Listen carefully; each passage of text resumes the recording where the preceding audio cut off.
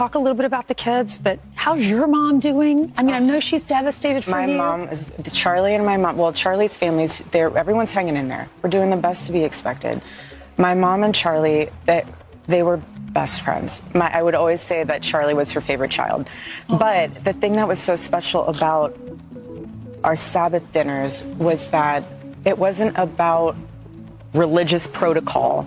It was literally going to my mom's house. My mom's battling a very rare illness. It was literally going to my mom's house for dinner with my mom. It was, again, bridging that. A rumor has been circling online since March, claiming Charlie Kirk's parents were suing Erika Kirk. Then it faded until now. Over the weekend, it suddenly came back, and X lit up with people trying to trace where it started and whether there's any truth to it. Nothing is confirmed, but one thing stands out. This story refuses to disappear. From what's been seen publicly, there appears to be distance between Erika and Charlie's parents.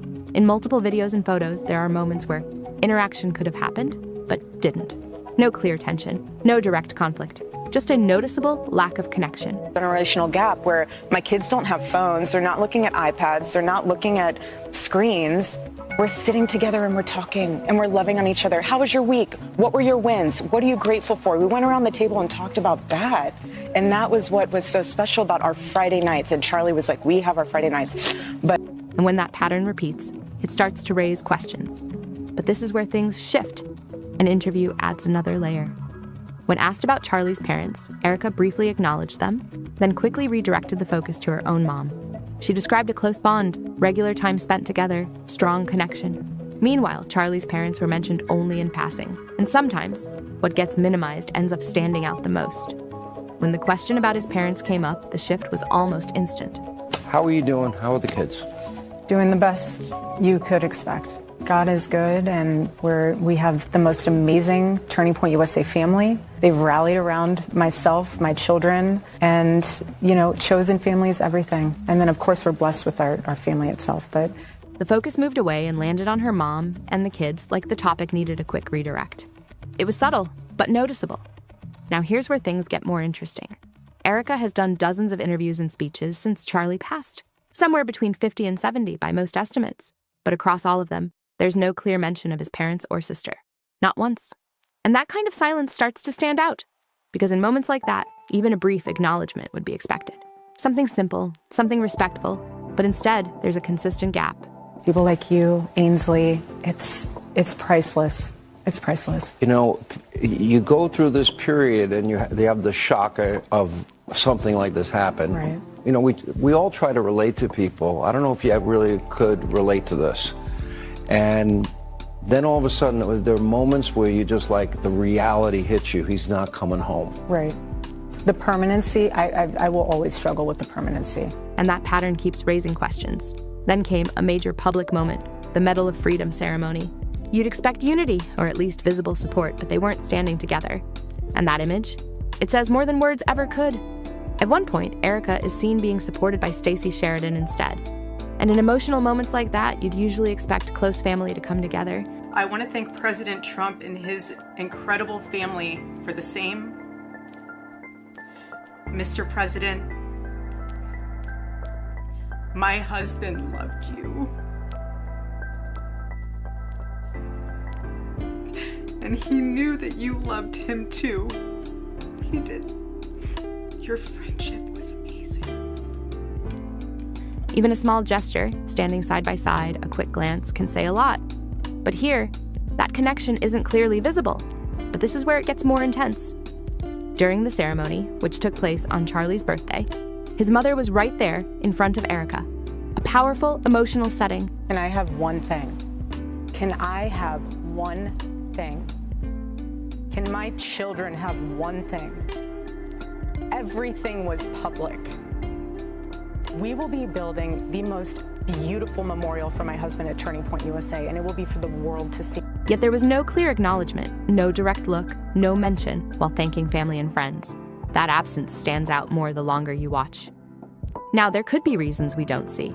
Private boundaries, personal choices, or simply the weight of the moment. But visually, it tells a different story. And that's what people react to. And then there's another clip. Erika walking on stage alongside President Trump. And it will be spectacular, and it will have basically museum style for our Charlie, for my Charlie. But can I have one thing? Can my babies have one thing where we hold it sacred, where my husband is laid to rest, where I don't have to be worried about some secular revolutionary coming and destroying my husband's grave while my daughter is sitting there praying? One thing. Watch closely. There's little to no interaction between her and Charlie's parents, maybe a brief glance, maybe not. And when moments like that keep repeating, it stops feeling random. That could be one explanation, but when you line it up with everything else that's been seen, it starts to feel less random. Still, let's rewind to an earlier moment, September 11th, when Charlie's casket was being returned to Phoenix. A heavy, emotional scene. This is my husband.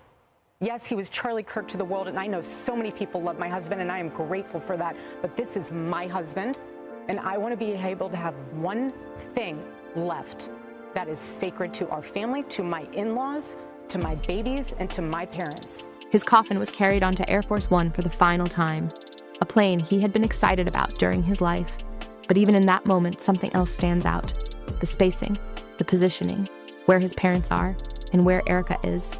It's subtle, but hard to ignore. Throughout the footage, Erika is being comforted by Stacey Sheridan, staying right by her side. Meanwhile, Charlie's parents remain separate. In multiple shots, there's always a gap, and often someone physically in between. Maybe it means nothing, but the pattern keeps repeating. Clear about this. Christianity has a heavy emphasis on honoring your parents.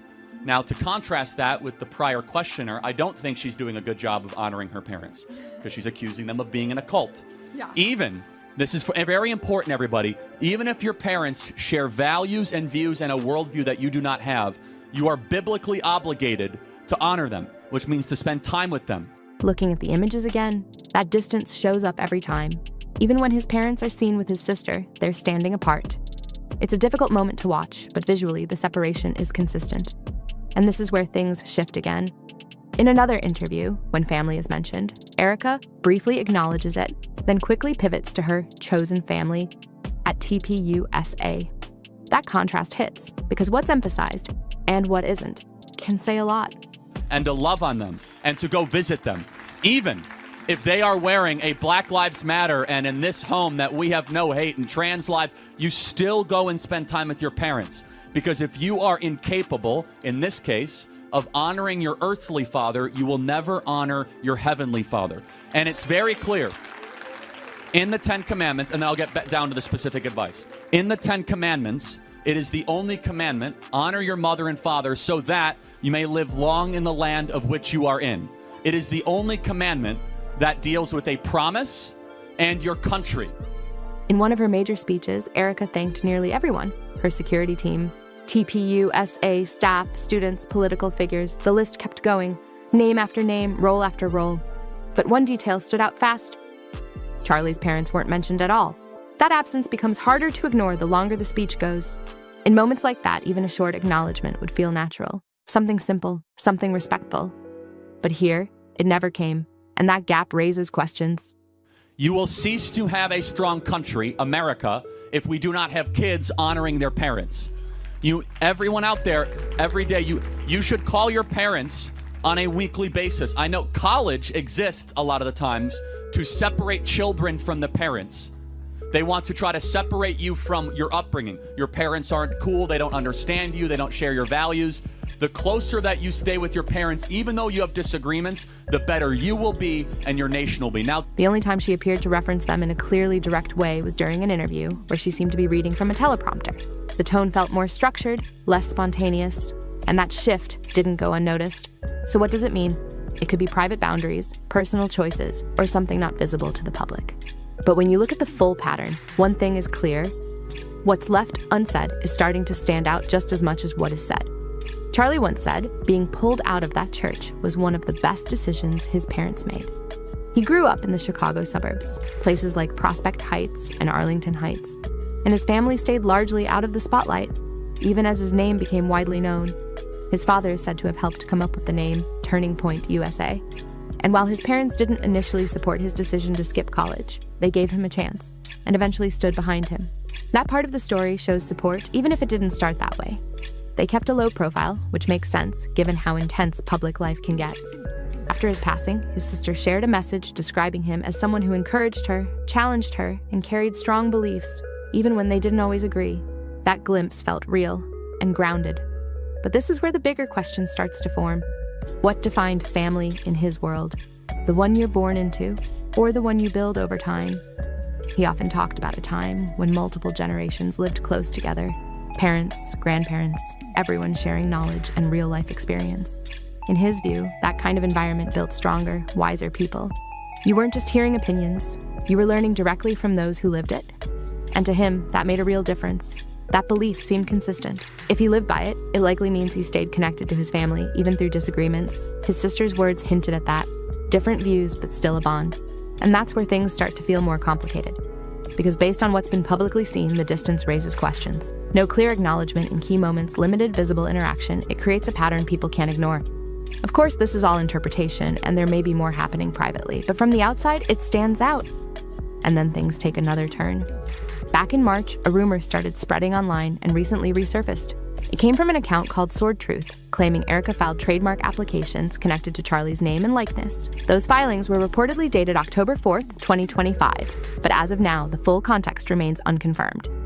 The post made some bold claims. It argued this wasn't about protecting a legacy, but about gaining control over Charlie's name and image. It also suggested the trademark filings could shape how his work is managed going forward.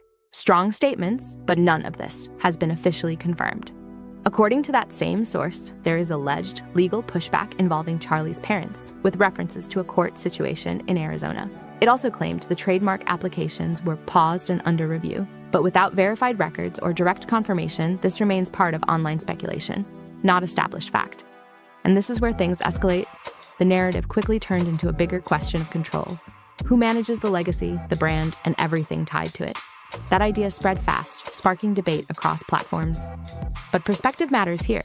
These are serious claims coming from social media discussions, not confirmed reporting. Until clear evidence appears, the full picture is still uncertain and still unfolding. From a public perspective, people are connecting the dots, the trademark filings, the rumored court situation, and the overall pattern, and forming their own conclusions. But here's what's actually confirmed. Erika Kirk did file federal trademark applications for the name Charlie Kirk on October 4th, 2025, covering areas like podcasts, education, and media. That part is on record, but this is where it gets tricky. The claims about a legal battle with his parents are still unverified. No major outlets have confirmed any lawsuit. Some posts online suggest documents might exist, possibly sealed, but right now that's speculation, not confirmed fact. And that distinction matters, because once a narrative takes hold, it can spread fast, whether it's fully accurate or not. That's why separating facts from assumptions is key in a situation like this. It's also important to respect privacy. Charlie's parents have stayed out of the spotlight, avoiding interviews and public appearances. So the real question remains, So I happened to be there in Israel too. And so I was on a pilgrimage with my mom in Israel, and I turned around and I saw someone who looked super familiar. Y'all, this Erika Kirk Israeli honeypot story just got way more sinister. Does anyone else think this is Erika Kirk putting in fake tears into her eyes? Let everyone see what true evil is. This is something that could impact a generation and generations to come. Erika's situation is starting to attract a lot more attention online than anyone expected. What first looked like a polished and picture-perfect relationship is now being viewed very differently by internet commentators and political audiences alike. As more discussions continue spreading across social media, many people are beginning to question whether there was more happening behind the scenes than the public originally realized. Some online communities have speculated that Erika's connection to Charlie may have also helped strengthen certain professional and public-facing relationships around him. Do you believe that job interview turned date turned marriage was a coincidence? Well, in Erika Kirk's own words, nothing is a coincidence. But nothing is by coincidence. Others completely reject those theories and believe the internet is reading far too deeply into an ordinary relationship. Still, the conversation has continued growing as more people revisit old interviews, timelines, and public appearances looking for answers. One topic getting major attention online involves reported connections between Erika and influential donor circles associated with TPUSA. Every time Erika got involved in a turning point event, something felt off. People got pulled from their posts for no clear reason, replaced with names nobody recognized. They weren't loud about it. They just appeared. They'd hover, take notes, make little adjustments. It wasn't like they were running things outright, more like they were watching. None of the speculation has been confirmed, but the ongoing debate has turned this relationship into a much bigger public mystery than anyone initially expected. And this is where the conversation online started becoming much more intense. According to public discussion, some of the same influential donors connected to TPU-SA were reportedly people Charlie had disagreements with in the months leading up to all the attention surrounding the relationship. Testing reactions. And they did strange things. Subtle stuff. Asking for background checks on volunteers who'd already cleared. Rerouting internal comms through temporary systems nobody could verify. Requesting access to attendee lists that had nothing to do with their role. What most people don't realize is that Erika had already started acting like CEO before Charlie even died. She was giving orders, making executive calls, speaking for the organization in ways that made all of us uncomfortable. Various online commentators claimed he had grown frustrated with pressure connected to leadership decisions and public expectations, though no official details have confirmed exactly what was happening behind the scenes. But what really caught the internet's attention was the timeline of the relationship itself. Many viewers noticed how quickly everything seemed to move, from a professional introduction to dating rumors and eventually marriage in a relatively short period of time. To supporters, it simply looked like a fast-moving relationship. To critics online, however, the sequence felt unusually polished and almost too perfectly timed, which sparked even more curiosity. Charlie would try to intervene and she'd just talk over him, like he didn't even matter anymore. And then, just days after he died, they announced her as the new CEO, like she was some kind of savior stepping in during a tragedy. That didn't sit right with anyone who'd been there. As the discussions grew, social media users started revisiting interviews and podcast clips connected to the couple. One quote that gained major traction online came from Erika herself when she reportedly said, "Nothing happens by coincidence." While the comment may have been completely harmless, many internet commentators began analyzing it heavily and connecting it to the larger theories already circulating online. Since then, the speculation surrounding their relationship has only continued to grow. Then the situation took another unexpected turn when reported private family messages began circulating online. The way you are treating me is so repulsive. I have text messages, Megan, calling me an anti-Semite. My moral character is now being put into question, Megan. Not my decisions. Not like, hey, are you doing this? Is it smart or is it dumb? But no, I am a bad person if I do this. One message in particular quickly became a major topic across social media. According to screenshots discussed by internet commentators, Charlie allegedly told his sister, "I don't even feel like I know her anymore." That single line immediately sparked widespread speculation and intense debate online. After the message surfaced, people began closely examining every possible meaning behind it. Some believed it reflected growing pressure connected to public life and political attention. Others thought it pointed to personal changes within the relationship that outsiders were never meant to see. So we get to Bill's Burgers, and I'm there thinking it's a business interview. It started that way. Right. So we sit down, and you grill me for, 3 hours? Yeah. Easily. On philosophy, politics, religion, culture. Economics.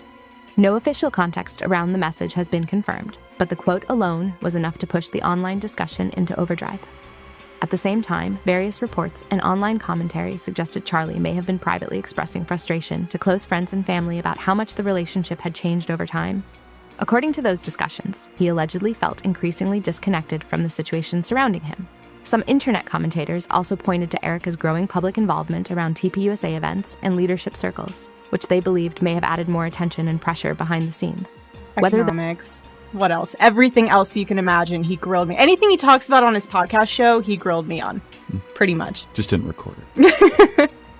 And then afterwards, he got finished with his burger, and he just sat there, and he looked at me. And he's like, "You know what? I'm not going to hire you." And I was like, "That's fine. I don't need this job. I'm doing plenty of other things here in Manhattan." He's like, "I'm going to date you." Whether those interpretations are accurate or not, the story quickly evolved from relationship gossip into a much larger online mystery that people continue debating today. And somehow, the online discussion only became more intense from there. A former TPUSA insider, someone reportedly familiar with the organization's internal culture, later shared comments that added even more attention to the rumors already spreading online.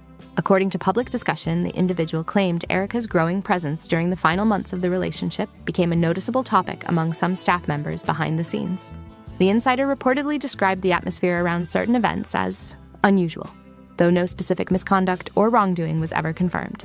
Still, those comments quickly fueled more speculation across social media, especially among people already questioning how involved Erika had become within the organization. Getting involved with the government, so Homeland Security and Department of Defense.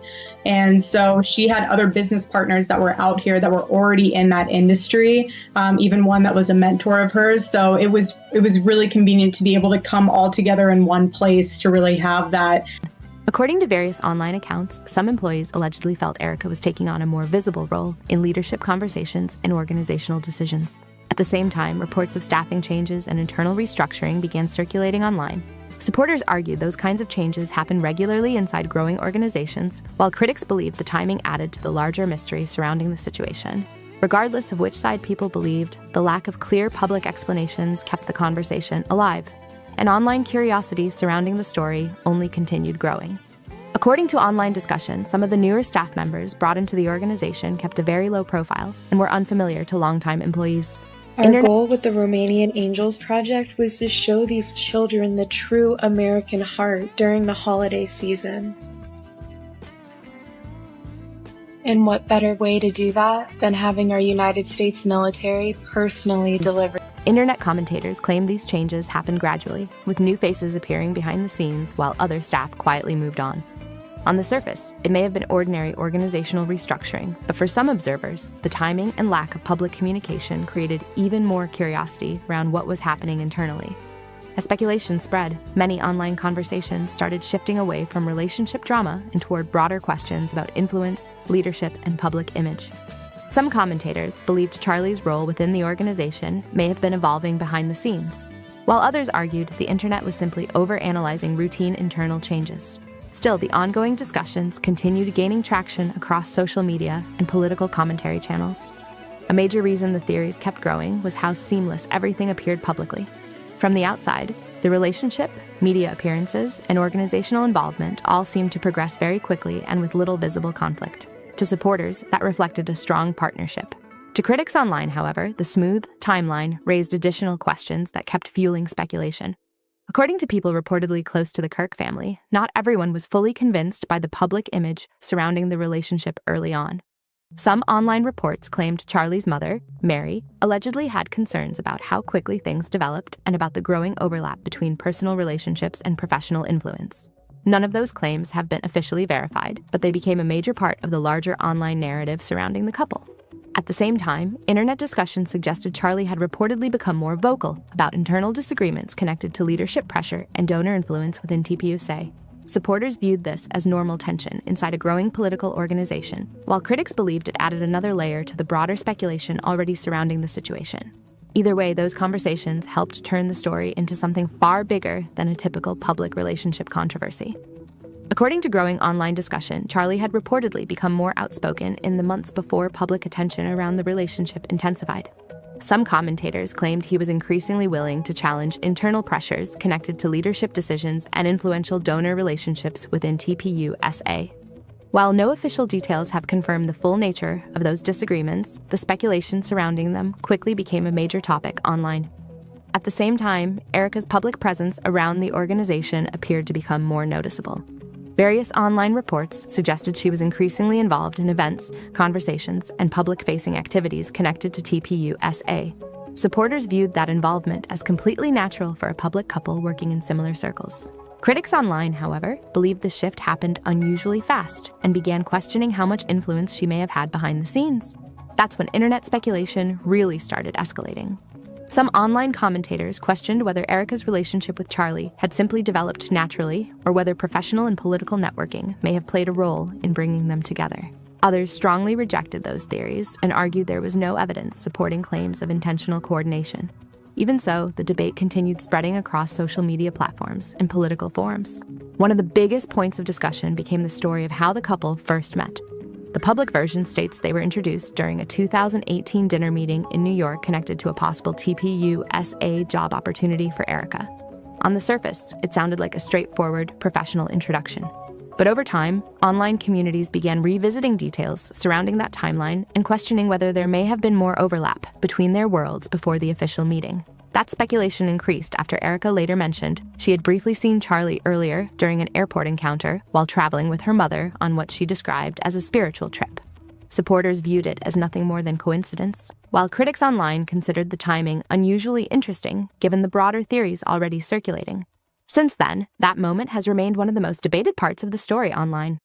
Erika later explained that she didn't know who Charlie was during that earlier airport encounter.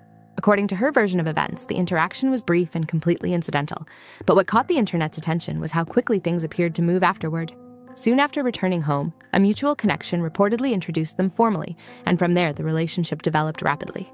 For many online commentators, the timing felt surprisingly smooth, which only fueled more curiosity around the story. Supporters argue that fast-moving relationships are not unusual, especially in highly connected political and media circles. Critics online, however, believe the sequence of events looked unusually well-timed given the broader professional networks surrounding both individuals. As more people revisited interviews, podcasts, and archived public appearances, speculation around how the relationship began only continued growing. One of the biggest questions circulating online became why Erika seemed to fit so naturally into Charlie's professional and public world so quickly. Some commentators pointed to her communication style, public image, and experience navigating influential social environments. Others believed her background simply made her comfortable operating in high-profile spaces connected to politics and media. None of those interpretations have been confirmed, but they remain heavily discussed across online communities following the story. Another group of observers sees the entire situation far more simply. They argue Erika may have just adapted well to a fast-paced public environment and gradually became more involved over time through ordinary relationship dynamics. Even so, many people online continue revisiting the timeline because of how polished and cinematic the story appears in hindsight. And this is where public curiosity surrounding Erika's background really started increasing. As internet users began looking deeper into her family history, professional connections, and past interviews, the discussion surrounding the relationship expanded far beyond a simple romance narrative and turned into a much larger online mystery. According to online discussions surrounding the story, Charlie's sister Mary reportedly had concerns about Erika from very early on in the relationship. Some commentators claim part of that concern was connected to Erika's family background and the professional fields her parents were reportedly involved in. As internet users began revisiting old interviews and public records, those connections quickly became another major topic of debate online. Reports frequently shared across social media suggest both of Erika's parents had experience working in areas connected to defense, technology, and government contracting. Supporters argue those careers are not unusual and do not imply anything suspicious. Critics online, however, believe the connections became noteworthy because of how closely they overlapped with the growing speculation surrounding the relationship itself. One interview clip that gained attention online featured Erika discussing how her mother moved to Arizona for business opportunities connected to work involving DHS, the Department of Homeland Security. According to Erika's comments, the move was tied to being closer to federal contracts and technology-related projects. For many viewers, that explanation sounded completely professional and straightforward. Others believed it added another layer to the already growing online theories. At the same time, people revisiting Erika's public interviews noticed she often focused heavily on her mother's role in raising the family while speaking very little about her father, Kent. According to online discussions, Erika suggested he was not especially present in her life growing up. That detail later became another point of speculation once internet users began uncovering older business filings and professional records connected to both parents. Some commentators now question whether parts of the public narrative surrounding Erika's upbringing may have been simplified over time. Others argue the internet is unfairly turning ordinary family and business history into conspiracy-style speculation. No evidence has confirmed any wrongdoing connected to her family background, but the overlap between defense-related work, public visibility, and political circles continues keeping online interest in the story extremely high. Some online commentators believe Erika's father may have intentionally stayed more private while still remaining professionally active behind the scenes. According to internet discussions, that possibility became another reason people started paying closer attention to the broader family background connected to the story.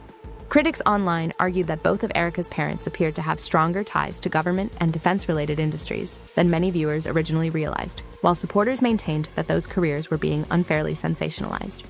Reports circulating online also claim Charlie's sister Mary allegedly viewed Erika's background as unusually polished and carefully presented in public interviews. As internet users revisited archived documents and older records, some began questioning whether the public image surrounding Erika's upbringing fully matched the professional history later uncovered online. None of those claims have been officially verified, but they continue fueling discussion across political commentary channels and social media platforms. According to public business records frequently referenced online, Erika's mother, Lori, reportedly co-founded a technology and defense-focused company called AZ Tech International. Those same records allegedly listed Erika's father, Kent, as a program research director connected to the company. For many internet commentators, that detail became significant because it suggested both parents may have worked more closely together professionally than earlier public narratives implied. Online discussions intensified further after reports surfaced that Lori later expanded into additional ventures, including a private security-related company called GTK Industries. According to public reporting and archived references shared online, the company was reportedly connected to projects involving the Department of Defense and the Department of Homeland Security. Some internet commentators speculated about broader government-related connections, while others stressed there is no confirmed evidence linking the family to any improper activity. As the conversation expanded, people also started revisiting Erika's own nonprofit work, particularly an organization known as Romanian Angels. Erika publicly described the project as humanitarian outreach focused on helping communities overseas in coordination with aid efforts connected to U.S.-supported missions. Supporters viewed the nonprofit as charitable work in difficult regions, while critics online questioned whether the overlap between humanitarian outreach and government-linked environments deserved closer scrutiny. Since then, the organization has remained one of the most heavily discussed aspects of the entire story online. On the surface, Romanian Angels appeared to represent a positive humanitarian mission focused on helping struggling communities overseas. Public descriptions of the organization emphasized compassion, outreach, and charitable support, creating an image that many people found inspiring. But as online discussions around Erika's background continued growing, some internet commentators began looking more closely at how the nonprofit's work overlapped with her family's reported connections to defense and government-related industries. Supporters argue there is nothing unusual about humanitarian organizations operating near regions connected to international aid or government-supported projects. Critics online, however, believe certain details surrounding Romanian Angels raised questions worth examining more carefully. One point frequently discussed online involves reports claiming some of the organization's activity took place near areas connected to military operations and long-term regional instability in Romania. It's important to note that there is no verified evidence linking Erika or the nonprofit to any criminal activity. Even so, internet speculation intensified because of the broader context surrounding the story. Some online observers viewed the overlap between humanitarian work, international travel, and defense-related family connections as an unusual coincidence, while others argued people were reading far too deeply into ordinary nonprofit operations. Another detail that drew attention online involved Erika's mother, Lori. According to archived interviews and promotional material shared by internet users, Lori had previously spoken publicly and positively about helping support or launch Romanian Angels. But later, critics online noticed that her public association with the organization appeared to become less visible over time, which sparked additional speculation. Supporters maintain there could be many ordinary explanations for those changes, including organizational restructuring or privacy decisions. Critics, however, questioned why someone once publicly connected to the nonprofit would later seem more distant from it during a period of growing online attention. That shift became another major talking point surrounding the broader mystery and continued fueling debate across social media and commentary channels. Archived promotional footage connected to Romanian Angels reportedly shows Lori speaking directly about the organization's mission and humanitarian goals overseas. For many online commentators, that footage became notable because it suggested she may have played a more active role in the nonprofit's public image and outreach efforts than some people initially realized. Supporters viewed her involvement as completely consistent with charitable work, while critics online believed it added another layer to the broader discussion surrounding the organization. According to various online reports and archived references, Lori was allegedly involved in fundraising activities, board-level discussions, and overseas trips connected to Romanian Angels during its earlier years. At the time, those efforts were publicly presented as humanitarian outreach focused on supporting communities in need. But as internet scrutiny surrounding the organization increased, people began paying closer attention to how visible Lori's involvement remained over time. That's when online investigators claimed something unusual happened. According to archived website records and public references discussed online, Lori's name reportedly became much harder to find in connection with the nonprofit. Some internet users claimed mentions disappeared from promotional material, press references, and organizational listings, though no official explanation was ever publicly provided for those changes. Supporters argue there are many ordinary reasons why someone's name might become less visible over time. especially in nonprofit organizations that evolve or restructure. Critics online, however, interpreted the timing differently because the changes appeared to happen as broader internet discussions surrounding the organization and Erika's family background were intensifying. The speculation grew even further when people revisited Erika's story about first crossing paths with Charlie during a trip she described as spiritual travel with her mother. Some online commentators questioned whether the trip may also have overlapped with professional or humanitarian-related work connected to Lori's international projects. Others strongly rejected those theories and emphasized that there is no confirmed evidence suggesting anything beyond what was publicly stated. Even so, the timing and overlap between these different storylines continue fueling curiosity online. Was that trip purely personal and spiritual, or was there also a professional element connected to ongoing international projects? No one knows for certain, and there is no verified evidence suggesting anything beyond the public explanation that was originally given. Still, online commentators continue revisiting the timeline because of the broader discussions surrounding Lori's reported work in government-related and international business environments. As internet communities kept digging into public records, another connection started attracting attention. Reports shared online noted that Erika had previously participated in events connected to Donald Trump during her Miss USA years. Around the same time, commentators also resurfaced claims that Charlie's father had reportedly contributed to architectural work linked to Trump Tower decades earlier. On their own, those connections may not appear especially significant, but when viewed alongside the growing network of political, business, and media relationships surrounding the story, many online observers believe they added another interesting layer.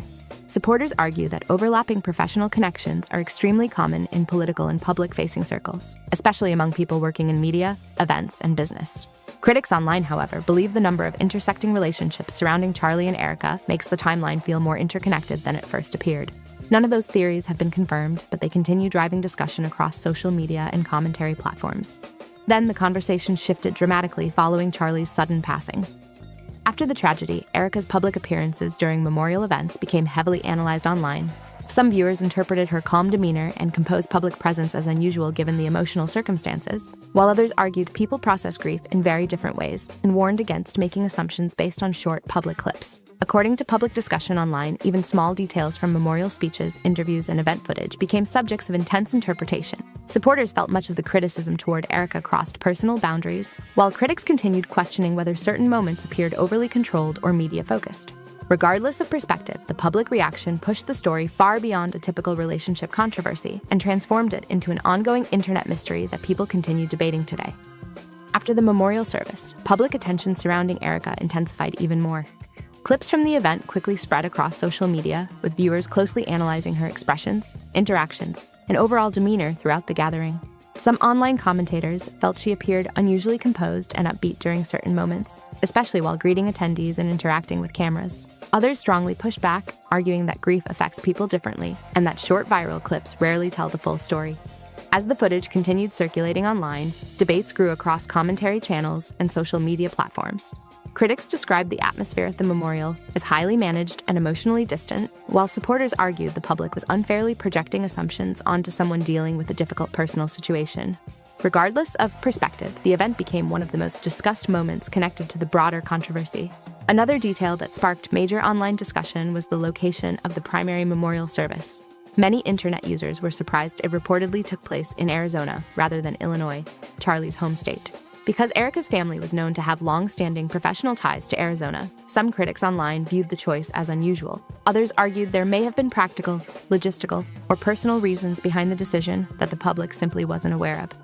At the same time, online reports began circulating, claiming Charlie's parents and sister allegedly did not attend the Arizona memorial service.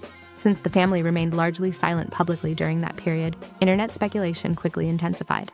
Some commentators interpreted the silence as a sign of possible tension behind the scenes, while others warned that the absence of public statements should not automatically be treated as evidence of conflict.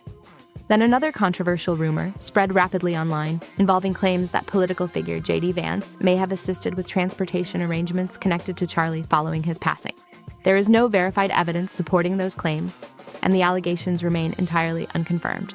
Even so, the rumor gained major traction online and became another example of how nearly every detail connected to the story was being heavily analyzed and debated across the internet.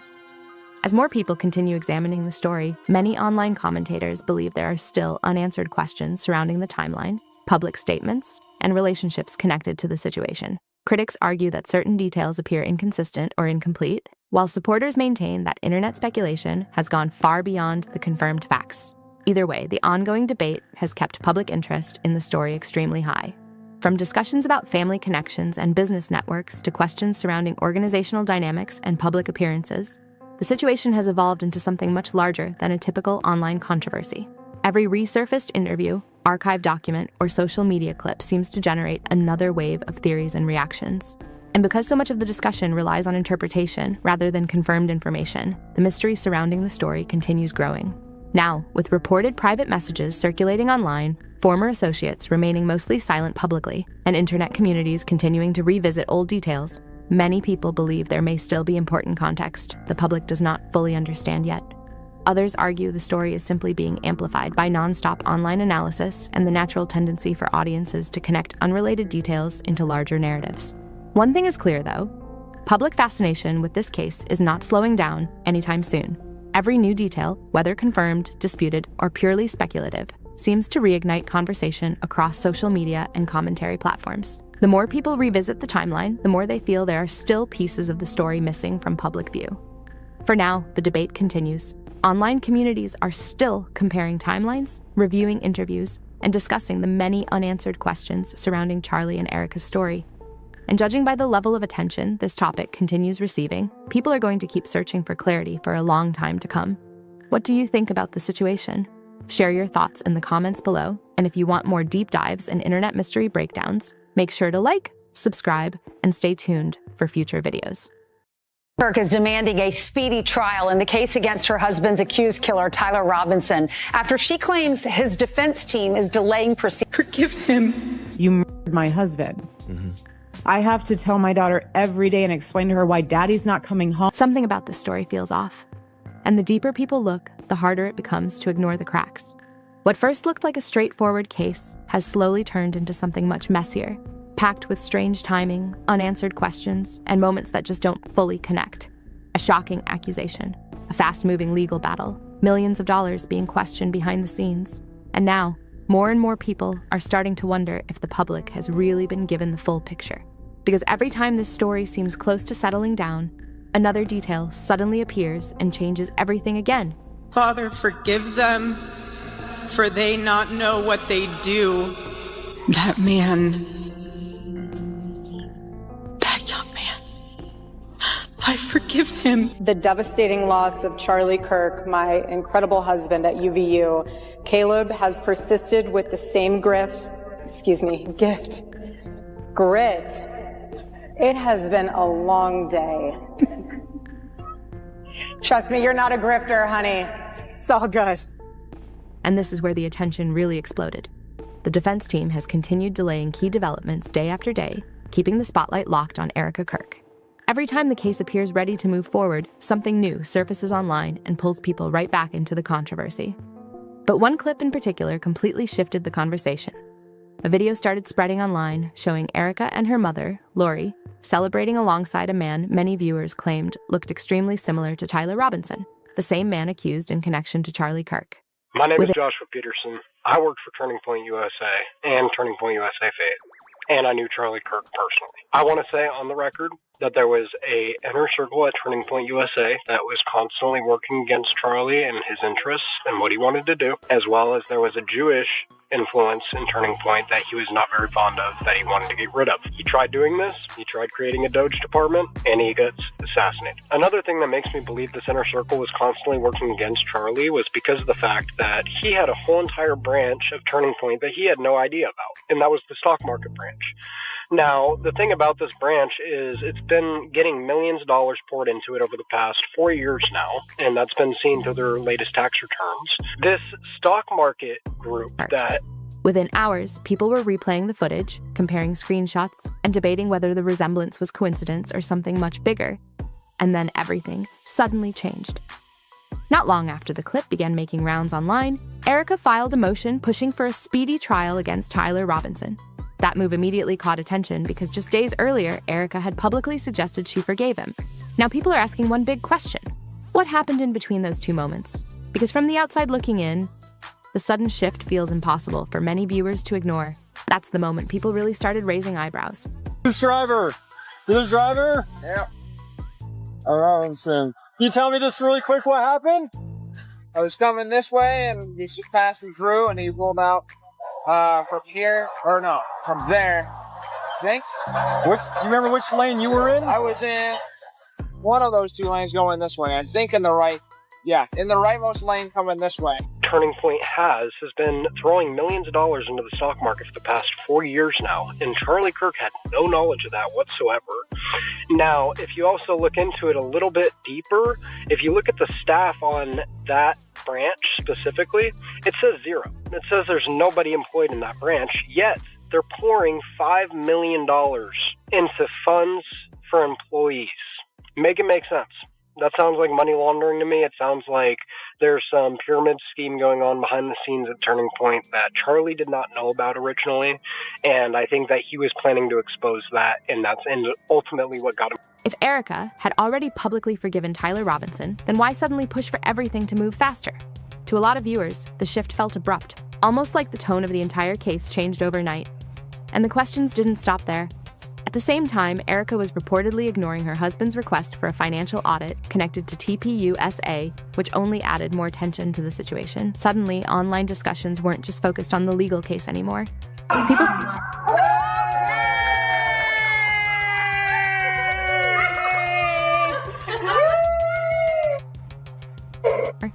People started connecting the legal drama to growing concerns about money, transparency, and what might be happening behind the scenes. That's when another major detail changed the conversation completely. Viewers quickly pointed out that speedy trial rights generally belong to the defendant under Utah law and the U.S. Constitution, not the victim. In most situations, it's the accused person who decides whether to push for a faster trial or request delays. No, but Egyptian plates. Do you believe that Tyler Robinson murdered your husband? Yes, I do. Again, everyone always has to think there's more to the story. Well, sometimes there's. So naturally, people began asking why Erika appeared to be stepping into a process that legally may not even be hers to control. And once that question hit the internet, the speculation exploded. Some people believe there's probably a simple explanation behind the motion. Others think the timing feels way too suspicious to ignore. According to public discussion online, a growing number of viewers are starting to wonder whether the sudden push for speed could be connected to the increasing scrutiny surrounding TPUSA and its finances. Because if the case moves quickly, some critics argue it could shut down broader conversations before more questions have time. Again, there's no confirmed evidence proving that's the reason, but the timing alone has been enough to keep the theories spreading fast. And then the viral footage enters the conversation all over again. If the man seen celebrating with Erika's mother really is Tyler Robinson, many viewers can't understand why he would be anywhere near the family during such a sensitive situation. That detail alone completely flipped the narrative for some people online. Suddenly, what once looked like a straightforward case started feeling much harder to fully understand. Now the internet is split right down the middle. Some think people are reading way too deeply into unrelated moments. Others believe there's still a much bigger story sitting beneath the surface. But either way, one thing is clear. The deeper this goes, the more questions keep appearing. Still, one huge question keeps hanging over everything. How far do these connections actually go? As more details continue surfacing around Erika's circle and the people tied to Charlie's situation, a growing number of viewers feel like the public version of events still doesn't fully connect. And the more people look into it, the more complicated the story seems to become. That's when old footage suddenly changed the conversation again. A clip resurfaced from Erika's Instagram showing a New Year's celebration back in 2018. In the video, Erika appears alongside her mother, Lori Franz, and an unidentified man many online viewers immediately claimed looked very similar to Tyler Robinson. Once the footage started spreading, social media exploded. People were freezing frames, comparing screenshots, and debating whether the resemblance was just coincidence or something much bigger. But there's a major problem with that theory. As of now, there is absolutely no confirmed proof that the man in the clip is Tyler Robinson. And once people started looking closer at the timeline, things became even more confusing. Reports state Tyler was born in 2003, which would make him around 15 years old at the time the footage was recorded. For many viewers, that detail alone makes the theory much harder to believe. And this is where the story suddenly takes another turn. Some online sources have suggested the man in the video could actually be Erika's ex-boyfriend, Ben Cabot Phillips. That possibility completely changes the context of the footage and gives a much more ordinary explanation for what people thought they were seeing. But even with that explanation floating around, the debate hasn't slowed down at all. Because for a lot of viewers, the bigger question still remains. If Tyler Robinson isn't the full story, then how exactly did he end up at the center of everything? That uncertainty has kept online speculation moving nonstop, with people questioning whether there were any previous connections between Tyler, Erika's family, or even TPUSA itself. Right now, though, none of those claims have been clearly confirmed, and the mystery only deepened when another clip resurfaced. A body cam video from 2022 recently started making rounds online, and many viewers were shocked by how different Tyler appeared compared to the image being pushed across social media. Instead of coming across as confident or highly calculated, he seemed awkward, nervous, and socially uncomfortable during the interaction. And for many people watching closely, that contrast changed the entire vibe of the story, because suddenly the image people had in their heads didn't seem to line up as cleanly anymore. And that's exactly why the debate keeps getting louder. In the body cam footage, Tyler comes across completely differently from the image many people expected. He sounds awkward, uncomfortable, and unsure of himself, not calm or in control the way some imagined based on the accusations surrounding the case. That contrast alone immediately grabbed attention online and sparked a whole new wave of debate. The more people watched the clip, the more questions started surfacing. According to public reactions, many viewers felt Tyler appeared more like someone struggling socially than someone confidently navigating a serious situation. He stumbles over his words, hesitates during basic questions, and often seems confused about what's happening around him. Instead of looking composed, he comes across nervous and overwhelmed by the interaction itself. And that's where the internet really split. Some viewers believe the footage doesn't prove anything and are warning people not to overanalyze short clips taken out of context. Others argue the body cam video completely clashes with the public image that's been built around him. Because when people compare this awkward, uncertain version of Tyler to descriptions of someone highly calculated, the disconnect becomes difficult for many to ignore. That's why the footage keeps getting replayed over and over again. People online have been breaking down small details frame by frame, pointing to moments where Tyler appears unusually passive when interacting with authorities. He doesn't push back aggressively. He doesn't seem strategic or controlled. If anything, many viewers say he looks lost and unsure how to respond in real time, and this is where the conversation gets even more complicated. Some online commentators have started suggesting Tyler appears like someone who could be easily influenced by stronger personalities around him. One specialist who reportedly reviewed the footage even commented that Tyler came across as someone potentially vulnerable to pressure from authority figures or people he viewed as mentors or close friends. That observation quickly spread online and added another layer to the growing speculation.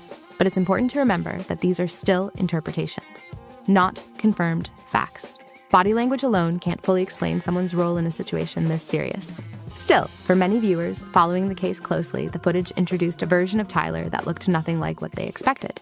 And once that image started spreading online, the entire conversation around the case suddenly became a lot less clear-cut than before. From a public perception standpoint, the optics around this situation have become incredibly messy. The moment people learned about Erika's choice of attorney, reactions online started pouring in fast. Many viewers immediately questioned why someone publicly pushing for justice would hire a lawyer tied to several high-profile and controversial cases. And once that conversation started, it spread everywhere. Some people believe the decision probably has a straightforward explanation. Others think the choice feels unusual enough to raise even bigger questions about what may be happening behind the scenes. Right now, there's no confirmed evidence pointing to any hidden agenda, but the timing and optics alone have been enough to keep speculation growing nonstop. Then the focus shifted toward another issue entirely: money. Jeffrey Neiman's legal services are widely viewed as expensive, which quickly led people online to ask how those legal costs are being covered. With so much public attention already surrounding the case, discussions about funding sources exploded almost overnight. Some are questioning whether support could be tied to TPUSA, private financial backers, or donations connected to Charlie's legacy. As of now, though, there hasn't been any detailed public explanation fully answering those questions. And when financial details stay unclear, the internet tends to fill in the blanks fast. According to online discussions, the lack of transparency surrounding legal expenses has become one of the biggest reasons public suspicion continues growing instead of fading away. But this is where things become even more confusing. The motion involving a speedy trial is still raising major questions because under the law, that right generally belongs to the accused person, not the victim. In this case, Tyler Robinson would normally be the one able to request proceedings move faster or slower. That legal detail completely changed the tone of the conversation online. Suddenly, people weren't just debating the case itself anymore. They were questioning what Erika's motion was actually meant to accomplish. Some believe it could simply be symbolic or part of a broader legal strategy the public doesn't fully understand yet. Others think the timing feels too coordinated to ignore. But until clearer explanations surface, the uncertainty surrounding the motion continues, adding more pressure, more speculation, and even more attention to a case already filled with nonstop controversy. And right now, every unanswered question only seems to make the story grow bigger. Even without confirmed answers, the overlap between all these issues has been enough to keep people talking nonstop. Legal drama, financial questions, resurfaced footage, public contradictions. Everything seems to be colliding at once. And because Erika still hasn't publicly addressed her husband's reported request for a financial audit, more people online have started investigating TPUSA on their own. That's when the internet really started digging deeper. Independent researchers, financial commentators, and online analysts began combing through publicly available records, trying to piece together how the organization operates behind the scenes. According to public discussion, several breakdowns quickly spread across social media, with users analyzing salaries, revenue reports, event spending, and investment patterns in extreme detail. One deep dive in particular gained massive attention. An online user known as The Parable shared a detailed analysis claiming TPUSA's structure showed similarities to a multi-level marketing style setup. To be clear, that remains an allegation based entirely on their own interpretation of public financial information, not an officially confirmed finding. Still, the thread spread fast because the breakdown raised questions many viewers hadn't considered before, and then the numbers started grabbing attention. According to that analysis, out of roughly $8.5 million in reported revenue, around $5.2 million allegedly went toward salaries, while another $2.5 million was reportedly spent on conferences and events. Once those figures started circulating online, people immediately began debating whether too much money was staying inside the organization itself instead of going toward broader outside impact. That interpretation sparked a huge divide online. Supporters argue that large organizations naturally require major staffing, travel, media production, and event budgets to operate nationally, but critics see those same numbers very differently. According to public commentary, some believe many of the events mainly function to grow TPUSA's own visibility, influence, and internal brand, rather than directly benefiting the broader movement being promoted. And this is where the criticism gets even sharper. Some online commentators have described the structure as a system that appears heavily focused on sustaining and expanding itself internally. Others argue that interpretation goes too far and unfairly ignores how advocacy organizations typically operate at scale. Either way, the debate has become incredibly intense because every financial detail now feels connected to the larger controversy surrounding the case. But it's important to keep one thing clear: these conclusions are based on outside analysis of limited public records, not proven misconduct or official findings. Right now, much of the conversation is being driven by interpretation, public distrust, and the growing feeling among some viewers that there may still be more happening behind the scenes than people realized. And the deeper the internet digs, the louder the questions seem to get. According to the financial analysis circulating online, critics claim that for every dollar reportedly coming into TPUSA, around 61 cents goes toward salaries. That number immediately grabbed attention because it suggests more than half of the organization's reported revenue may be spent paying staff and leadership rather than directly funding outside initiatives or programs. And once people saw those figures, the conversation exploded. For many viewers, the idea that such a large percentage of revenue could be tied to payroll raised serious questions about priorities inside the organization. Supporters argue that national organizations require large teams, media operations, event staff, and constant public outreach to function effectively. But critics believe the spending patterns look far more focused on maintaining the organization itself than creating measurable outside impact.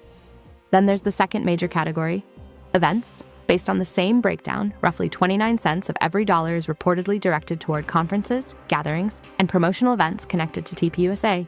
Supporters say those events are central to spreading the organization's message, building influence, and expanding engagement nationwide. Critics, however, see something completely different. According to public commentary, some believe many of the events function less like traditional outreach and more like internal brand-building operations designed to grow visibility, loyalty, and influence around the organization itself. And that interpretation is exactly what has kept the debate growing online. Because when people break the numbers down further, the optics start looking even more intense. If those estimates are accurate, only a relatively small percentage, around 10 cents per dollar, according to that interpretation, would remain for broader mission-focused efforts outside staffing and event operations. That framing has led many viewers to ask a much bigger question. How much of the money is truly driving the movement being promoted publicly? And how much is simply sustaining the organization internally? To be fair, nonprofit financial structures can vary dramatically depending on strategy, growth stage, and operational goals. Large salaries and event budgets are not automatically signs of wrongdoing. And it's important to remember that these financial Conclusions are based on outside interpretations of public records, not confirmed misconduct or official findings. Still, the backlash online has been growing fast. A lot of critics are now questioning what specific measurable impact TPUSA is producing compared to the amount of money reportedly flowing through the organization. According to online reactions, some people feel the clearest financial benefits appear concentrated among leadership rather than spreading outward toward the broader mission supporters donate to. And this is where executive compensation became a major talking point. Reports and online discussions suggest certain executives tied to TPUSA may be earning salaries ranging from roughly $200,000 to $400,000 per year. Those numbers immediately sparked reactions because many viewers began asking what exactly justifies compensation at that level. Public speaking, media appearances, event hosting, and maintaining online influence are all part of leadership roles within major organizations. But critics argue visibility alone doesn't always translate into meaningful real-world results. That contrast is exactly what's driving so much frustration online. Supporters believe experienced leadership and large-scale media strategy require competitive salaries to maintain national influence. Critics, on the other hand, feel the personal financial upside for leadership appears much more visible than the measurable outcomes tied to the broader cause itself. And because full financial transparency remains limited, the debate continues living in a gray area where interpretation shapes almost everything. Some viewers believe the criticism is exaggerated, others think the numbers raise serious concerns worth examining more closely. Either way, every new financial detail entering the conversation seems to make the controversy even bigger. And for many people watching closely, the deeper they look into the numbers, the harder it becomes to stop asking questions. Critics online are now focusing on another issue tied to TPUSA: who exactly ends up in some of the organization's highest-paying positions. According to growing public discussion, some people believe certain roles may have gone to individuals whose qualifications are being questioned rather than longtime political strategists or experienced organizers with years of background in the field. And once that perception started spreading online, the backlash grew fast. Critics argue that personal relationships, friendships, and internal connections may play a much bigger role in advancement than outsiders originally realized. None of that has been officially proven, but for many viewers, the optics alone have been enough to raise concerns about how the organization operates behind the scenes. That's why the conversation has become so heated. From the outside looking in, some commentators say the structure appears less like a strict merit-based system and more like a tightly connected network where loyalty and proximity to leadership may carry major advantages. A few critics have even compared the atmosphere to an exclusive social circle where the same people continue benefiting financially and professionally. Supporters strongly reject that characterization. They argue that trusted relationships naturally develop inside any fast-growing organization, and that leadership often relies on people they know personally because of trust, efficiency, and shared experience. But according to public reactions online, many viewers still feel the financial questions surrounding TPUSA haven't been answered clearly enough to fully calm the criticism. And then people started revisiting old moments with a completely different perspective. One particular clip from a past event has quietly resurfaced online, and suddenly viewers are looking at it in a whole new light. At the time, many people brushed the moment off as awkward, harmless, or insignificant. But now, with financial debates dominating the conversation, some believe the comment may have accidentally revealed more than intended about how things operate internally. Whether that interpretation is fair or not, the timing has made the clip impossible for some viewers to ignore. Because once public trust starts slipping, even small moments begin carrying much bigger weight. Old footage gets re-examined, past comments sound different, and suddenly details that once seemed meaningless become part of a much larger story people are trying to piece together. And right now, that growing uncertainty is exactly what keeps the internet locked into this case. To some viewers, that resurfaced moment no longer feels like a harmless mistake or an awkward comment taken out of context. Instead, according to growing online discussion, people are beginning to see it as a rare glimpse behind what they believe is a carefully managed public image. Whether that interpretation is fair or not, the timing of everything happening around TPUSA has suddenly made old clips feel much more important. And according to research shared by The Parable, the financial questions go far beyond salaries and event spending alone. That's when another major detail entered the conversation. Based on the same public breakdown circulating online, critics claim a massive portion of TPUSA's reported assets are tied up in publicly traded securities. One filing discussed online allegedly showed around $63 million connected to stocks and investments, which some estimates suggest could represent close to 90% of the organization's assets. And with newer reports placing total assets even higher, people immediately started asking how investment-heavy the organization may actually be. That number completely changed the tone of the debate. For an organization publicly presenting itself as grassroots and mission-driven, Some critics argue that having such a large percentage of assets tied to market investments feels unusual. According to online commentary, many viewers expected to see more resources connected directly to programs, outreach efforts, infrastructure, or visible mission-focused projects. But this is where opinions split sharply again. Supporters point out that many large organizations and nonprofits invest reserve funds as part of long-term financial planning. Maintaining investment portfolios is not automatically suspicious, especially for organizations managing tens of millions of dollars. From that perspective, stock holdings can simply represent a strategy for maintaining stability and future growth. Critics, however, continue pushing a different interpretation. Some online commentators have argued the structure appears increasingly investment-focused compared to what they would expect from a traditional advocacy organization. According to those discussions, the balance between investment growth and direct mission spending feels difficult for some viewers to ignore. But again, it's important to stress that these are interpretations based on public financial analysis, not confirmed evidence of wrongdoing. Still, every new number entering the conversation seems to spark another wave of debate. And right now, for many people following the story closely, the financial side of TPUSA is becoming just as controversial as the legal drama surrounding the case itself. Now, the questions surrounding TPUSA's finances are starting to stack up fast. People online are asking who exactly manages these investments, who decides where millions of dollars are allocated, and who ultimately benefits when those assets increase in value. According to public discussion, these are the kinds of details many believe a full financial audit could finally clear up, which is exactly why the topic keeps coming back into the spotlight. And the more people talk about it, the more curiosity grows. Some critics have even argued that resistance to a full audit only creates more suspicion.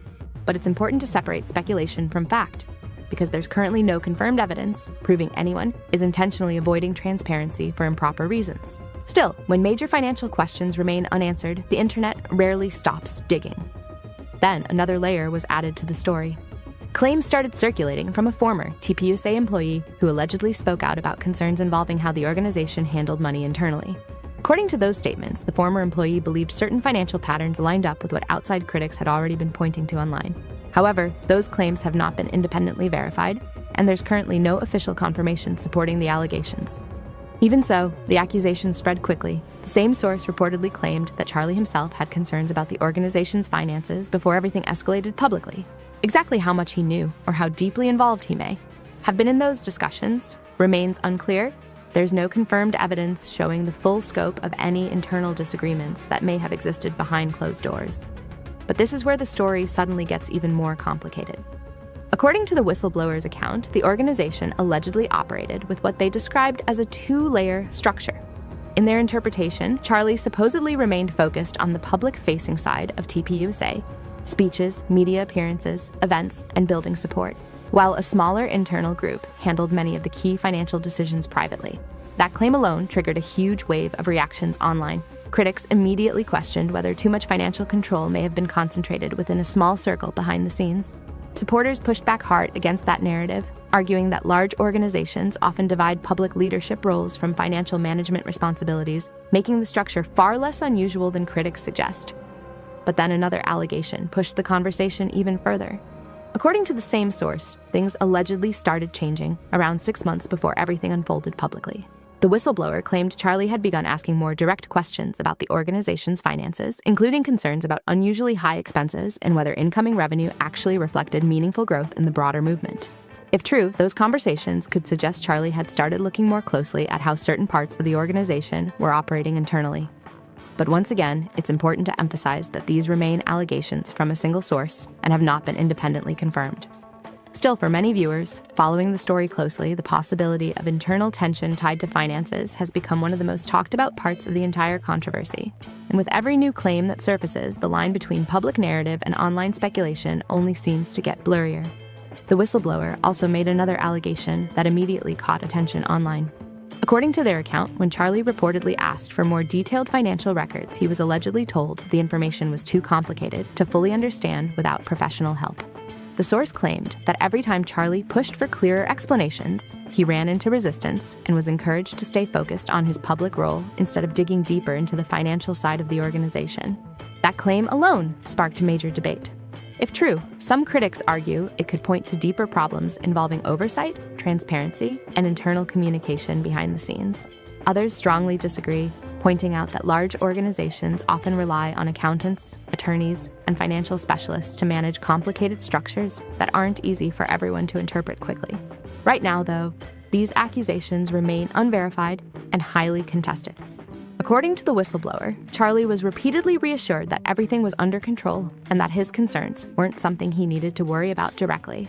The source claimed conversations would often shift away from financial questions and back toward public appearances, speeches, events, and maintaining visibility for the organization.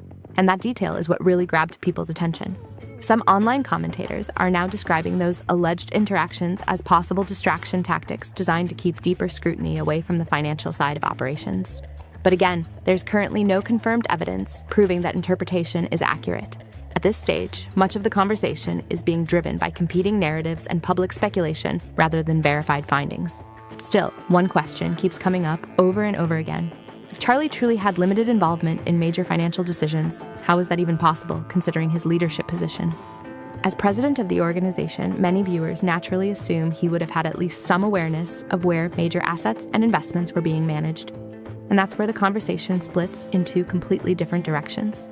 One possibility being discussed online is that certain internal decisions may have been handled without Charlie's full oversight or involvement. Critics argue that, if true, it could point towards serious management and accountability issues behind the scenes. The other possibility is that Charlie may have known more than people realized but simply chose not to publicly involve himself in those details. Right now, though, neither version has been definitively proven. And because so much of the story still relies on allegations, interpretations, and incomplete information, the mystery surrounding what Charlie truly knew continues fueling nonstop debate online. Both possibilities are now being debated heavily online, but neither one has been definitively proven. And that uncertainty is exactly why this story keeps getting bigger. If Charlie truly was kept out of major financial decisions inside the organization, critics argue that would point to serious breakdowns involving oversight, communication, and internal trust, problems that go far beyond ordinary mismanagement. But if the opposite is true, the implications become completely different. If Charlie was actually aware of more than people initially believed, then the conversation quickly shifts toward accountability, transparency, and why certain financial concerns may never have been addressed publicly. Right now, though, there's still no confirmed evidence clearly proving either version of events, which is why the speculation continues growing instead of slowing down. And for many viewers, that uncertainty has become impossible to ignore. Questions about who knew what, who made key decisions, and how finances were really handled behind the scenes are now sitting at the center of the entire controversy. According to public discussion online, a lot of people feel like there are still too many missing pieces for the story to feel fully complete. One question in particular keeps resurfacing. Was Charlie trying to distance himself from certain internal issues, or was he preparing to eventually bring more information into the open? Depending on how people interpret the situation, those possibilities lead in completely different directions. Some believe he may have been gradually looking deeper into financial concerns. Others think the public simply doesn't have enough verified information to understand the full picture yet. And this is where the conversation circles back to Erika again. Some online commentators have started connecting that uncertainty to Erika's push for a speedy trial, speculating that resolving the legal side quickly could potentially reduce attention on broader financial questions before more details have time to surface. However, it's important to emphasize that there's currently no confirmed evidence proving those events are directly connected. Still, the timing has been enough to keep theories spreading online. At the same time, public trust around the situation appears increasingly divided.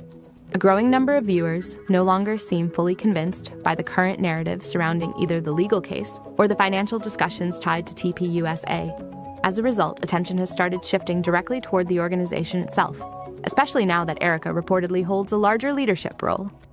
People online are asking tougher questions about donations, salaries, investments, and transparency than ever before. Critics argue that if additional financial details eventually become public, it could significantly impact how supporters view the organization moving forward. Supporters, meanwhile, insist much of the criticism is being driven by assumptions and incomplete information. Either way, the pressure surrounding TPUSA doesn't appear to be fading anytime soon, and every new question seems to pull even more people into the story. But again, none of this guarantees where the story papers just days before his assassination. The priest that came over to pray over Charlie and Erika's marriage the night before is what I am told. Charlie Kirk's own sister, Mary Kirk, is now being linked to claims that he may have quietly filed for divorce just days before everything happened. If that detail turns out to be true, it immediately challenges the public image that had been presented for so long. A stable, united marriage, that seemed solid on the surface. And once that possibility enters the picture, several smaller details start to stand out more. There were reports about changes to his will, talk that he wasn't always wearing his wedding ring, and quiet hints from people around him suggesting things at home might not have been as steady as they appeared. None of these points are confirmed on their own, but together, they've kept the conversation going. My husband did something very simple. He talked to people. You're going to be murdered or talking to people. He didn't go after. Then comes a moment that raised even more questions. The night before everything unfolded, a priest, described in some discussions as controversial, was reportedly invited over. According to what's been shared publicly, the visit may have been connected to the state of the marriage itself, and that timing didn't go unnoticed. Of course, there could be simple explanations for any one of these details, but when several of them appear at once, it naturally leads people to take a closer look. If there really were steps being taken toward separation, then the context around those final days may not be as straightforward as it first seemed. Charlie removed, I think I'm saying this, I'll say allegedly, I think it was Charlie who removed his wedding photo from his home set. I think that's where he went into his office for a bit. Since Charlie's passing, Erika's public appearances have also drawn attention. She's appeared composed and forward-looking. That can be interpreted in different ways, but in situations like this, even small details tend to spark bigger conversations. Take a look through the comments and you'll notice this didn't start overnight. The conversation has been building for a while. Across interviews, speeches, and public appearances, the same polished image keeps showing up. Focused, composed, and centered around his legacy.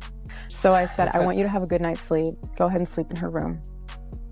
And I'll turn the air down so it's nice and cozy in there. And I just want you to get a good night's sleep so you can be amazing tomorrow. For some, that feels expected. For others, it's raised quiet, questions that haven't fully gone away. And once those questions are there, people begin looking at everything a little differently. It's not about one single moment, it's the pattern. If there were already challenges behind the scenes, as some discussions suggest, then current reactions start to be viewed through that lens. Not confirmed, but enough to keep attention locked in. Then one detail shifted the tone. Assurance to people that Turning Point USA is continuing, and it is. I mean, we are so blessed to have more work than we even could ever dream. According to ongoing discussion, the night before everything happened, Charlie may not have slept in the main bedroom. Instead, it's been said he stayed in another room. On its own, that might not mean much, but in this context, it's the kind of detail people keep coming back to. There could be simple reasons for it. Travel fatigue, routine changes, or personal preference, all possible. But the timing stands out. After time away, most would expect a return to normal routine, which is why this moment caught attention. That came over to pray over Charlie and Erika's marriage the night before is what I am told. And another small detail added to that, curiosity. Reports suggest he wasn't wearing his wedding ring earlier and later made a point to put it on. It's a minor action, but in situations like this, even small choices can carry weight when people are trying to understand the full picture. So naturally, people started asking, if the wedding ring wasn't on earlier, what does that actually mean? On its own, it could be completely normal. Rings come off for all kinds of everyday reasons. But placed next to everything else being discussed, it becomes one more detail that stands out. You look gorgeous. You fixing my... Got a little bacon. Babe, that's deep in there. Give them a cleavage? People want cleavage. Now add in the reports about sleeping in separate rooms, along with the ongoing divorce speculation, because she was never actually pregnant with his kids, then you have to minds. Not because there's confirmed proof, but because multiple details are surfacing at the same time. And when that happens, it can shift how the entire situation is viewed. Then there's the wedding photo. According to circulating claims, Charlie himself may have removed it from his home. Setup, not Erika. Early reactions online leaned in a different direction, with some assuming it was taken down during a moment of tension. My name is Aubrey Leitch, and I am the former public relations manager for Turning Point USA, and I was a part of the recent kind of mass termination group at... But that detail didn't go unnoticed. As more discussion developed, another version gained attention, that removing the photo may have been his own choice. If that's accurate, it changes how people interpret that moment. Taking down something that symbolic isn't random. At the very least, it suggests intention. And then there's the priest visit, which continues to raise questions. Initially, it was described as being connected to safety concerns, which isn't unusual given his public profile. That explanation fits on the surface. At the same time, some have pointed out that public criticism was already a regular part of his environment. So bringing in a priest at that exact moment has led to more discussion. Not as a conclusion, but as another detail that keeps the timeline from feeling completely straightforward. So why did that? Specific nights seem to call for that kind of attention. That's the question that keeps coming up. According to ongoing discussion, the visit from Father Chris Aller may not have been about general concerns at all, but possibly focused on the state of the marriage. If that's accurate, it shifts the focus inward toward what may have been happening behind closed doors. And that possibility changes how the timeline is being viewed. Because if things at home were already under pressure, then the timing of that visit starts to feel more significant. Not as a confirmed conclusion, but as a detail that adds weight to everything else being discussed. Then there's the clip that continues to circulate. During an episode of The Charlie Kirk Show, a caller asks a simple question. How long have you been married? It should be an easy answer. But Erika pauses briefly before Charlie steps in and says, 2021. It's a small moment, but one that didn't go unnoticed. To be fair, she addressed it right away, explaining that with a busy life, dates can blur together. That's a reasonable explanation. Still, for some viewers, the hesitation stood out, especially since the wedding date, May 8th, 2021, isn't that far in the past. And here's where another layer comes in. Some online discussions have revisited parts of her past timeline, including statements about not dating for a period before meeting Charlie. Those points have been debated, with different perspectives shared. None of these details on their own confirm anything. But when several questions appear at once, they tend to keep the conversation active and leave people wondering if there's more to the story that hasn't fully come into focus yet. Once questions start forming around someone's past statements, it can change how people hear everything that follows. Fair or not, that shift in perception is real. And in this case, it's clearly influencing how the story is being viewed. As many already know, Erika Kirk stepped into a major leadership role after Charlie's passing. The response has been mixed. Some see it as a natural transition, while others have raised concerns. According to ongoing discussion, a few former insiders have claimed that individuals who held different perspectives were no longer part of the organization. There has also been talk online about possible workplace disputes, though nothing has been officially confirmed. What stands out is how quickly that transition happened. She stepped into the role without visible opposition and has presented herself as confident and forward-focused in public appearances. For some, that reads as strong leadership. For others, it feels unexpected given the timing, and that contrast in reactions keeps the conversation active. One moment, in particular, drew attention. In a widely shared clip, Erika speaks about the future, growth, direction, and what comes next. The message itself is clear and forward-looking. But for some viewers, the tone felt more upbeat than they anticipated under the circumstances. She later clarified what she meant, offering context for her comments. And to be fair, public messaging doesn't always reflect what someone is dealing with privately. Because Still, there's no the way delivery she would became pull that the off talking without point. him knowing it. When that moment is viewed alongside everything else, the divorce discussions, the ring detail, the separate sleeping reports, the wedding photo question, and the priest visit, it creates a broader narrative that people continue to examine from different angles. And with all of that in mind, attention has also started shifting toward Mary Kirk. There's been quiet speculation about whether she could take on a larger role in the future. She's often described as having a different public identity, and that contrast adds one more layer to a story that still feels like it's unfolding. Mary occupies a very different space compared to both Charlie and Erika. Her work is more connected to the art world, separate circle, different tone, different priorities. That contrast alone has stood out as more people start looking at the bigger picture. There's also been ongoing discussion about possible tension within the family. Some observers have pointed out that Charlie's parents and Mary were not prominently visible during certain public moments surrounding the funeral. For some, that felt unusual. Others have pushed back, emphasizing that private decisions during difficult times aren't always visible, and that's an important factor to keep in mind. Where things stand now, much of the story is still built on fragments rather than confirmed facts. At the same time, if there were formal steps like a divorce filing, as some discussions suggest, it's possible more concrete details could surface over time. Situations involving public figures rarely stay completely out of view, especially when documentation may exist. There's also one more point that continues to come up. Ongoing rumors have suggested that Erika may have been removed from his will. That hasn't been confirmed, but it also didn't appear randomly. Conversations like that often begin when people sense that Charlie something behind the in on it. scenes may have shifted. Still, no single detail here provides a full answer. But when multiple questions start to overlap, it naturally draws more attention. And if even one of these pieces becomes clearer, it could quickly reshape how the entire situation is understood. Because this story doesn't feel fully settled just yet. Gig for the CIA. Who calls you for that? Yeah. You ever get one of those calls? No. No, I never got one of those calls. And my agent never hit me. I believe Erika Kirk was fully aware of and helped facilitate the plot to her husband. We're going to start by breaking down an interview that she did just 8 days after his... Does anybody know anything about Charlie's parents? I just saw a video about this, and it had literally never occurred to me that no one is talking about. We have not heard from or seen footage of anybody other than Erika and the freaking vice president. And Joe Rogan just dropped a take that's got people rewatching this Charlie situation. Joe Rogan just dropped a take, and suddenly people are looking at the entire Charlie situation in a completely different way. Moments that once felt random are now being re-examined like they might connect, almost like pieces lining up at just the right time. At first glance, it could still be written off as coincidence. But now there's a more serious tone, spy bit that's hard to ignore. But this is where things start to shift. Same day this information came out. Now, if you remember, Sheriff Nate Brooksby's friend, a retired deputy, called him with a shaky voice saying that he knew. According to public discussion, Rogan didn't stay vague. He reportedly pointed to the timing of certain events, suggesting they seemed to overlap with online claims that someone close to Charlie may have been preparing to speak.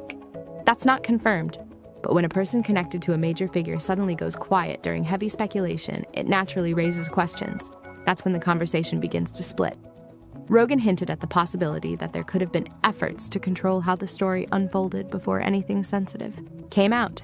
Again, no hard proof. Eyes? No. There's a video of her making demon eyes, and every time she makes the eyes, the music. It's so ridiculous. But the idea alone was enough to push this beyond casual gossip. It started to feel less like random chatter and more like people trying to connect dots, whether accurate or not. And here's what keeps people watching. Some believe situations can appear simple on the surface while more complicated details stay out of view, while others completely reject that idea. That contrast is what's driving the discussion forward. Who benefits, who stays protected, and who steps out of the spotlight? Those are the questions that keep coming back. Usually did before tours. We said a prayer, and we asked the Lord to protect us, and we asked the Lord that His will be done. That's what we did. At one time, an employee of Turning Point, she has been one of the main peddlers of these conspiracies. And she is making a huge amount of money on it. She is building her business. What do you want to say to her and the other people that are putting these lies out into the world right now? Rogan has been following the Erika Kirk chatter and the broader questions around Charlie for a while now. But for months, he mostly kept his distance, only brushing the surface. That changed when he sat down with comedian Mark Norman. And this time, they went further. Weird. An acting gig, or is this something else? Perhaps, or, but even so, you're doing an acting gig for the CIA. Who calls you for that? Yeah. You ever get one of those calls? No. No, I never got one of those calls. And my agent never hit. Mark shared some strong personal opinions about Erika and even referenced rumored intelligence ties, which instantly got people reacting across comment sections. But this is where the tone shifts. Mark seemed convinced there might be more to those rumored connections than what's been shown in the viral clips. That idea isn't backed by confirmed evidence, but it pushed viewers to revisit that compilation everyone's been talking about. The one where her interviews keep getting replayed, especially because of that unusual eye movement that stands out. That's when everything started to feel more intense. Joe brought that detail up directly and described it in a way that caught attention. Still, he didn't present it as proof of anything, more like something he found strange. The way he spoke felt careful, like he was choosing his words on purpose. And that moment alone had listeners talking, with some saying he voiced questions they'd already been tatsing about. Out and they were suddenly trying to gaslight us and the CIA didn't produce the documentary. Okay, yes, but the head of the CIA is in it. Okay, you gotta get approval from the CIA to be in a CIA documentary. That doesn't just happen casually. Like he says, are you getting that phone call from your agent? And no, she's not acting. She's specifically referring to her mother's business model, EMPs. So she's not. And this is where the discussion splits again. There's still no clear, confirmed explanation for that eye behavior. It could be something completely ordinary, like a habit, nerves, or just how someone reacts on camera. But without a direct answer, people continue to speculate. Some see nothing unusual at all, while others keep questioning it. And that contrast is exactly what keeps the conversation going. And yeah, some people take those ideas even further, bringing up theories about intelligence-style programming, but no matter how far it goes, the main takeaway online stays pretty consistent. A lot of viewers simply don't see the behavior as typical, and that's why it sticks in their bean and keeps getting replayed. But this is where things really start to shift. What grabbed attention wasn't just the eye discussion, it was Rogan briefly entertaining the idea of possible intelligence connections. He didn't present it as fact, just a question. But when someone with that kind of reach says it out loud, it doesn't stay in small online circles. It spreads fast and lands in the mainstream conversation. And this is where it gets more complicated. Once that idea entered a bigger space, some of the more extreme interpretations started gaining traction. There's no verified evidence behind those claims, but the visibility alone made them feel more real to certain audiences. Others, of course, completely reject those theories and see them as a stretch. But the divide only made the discussion louder.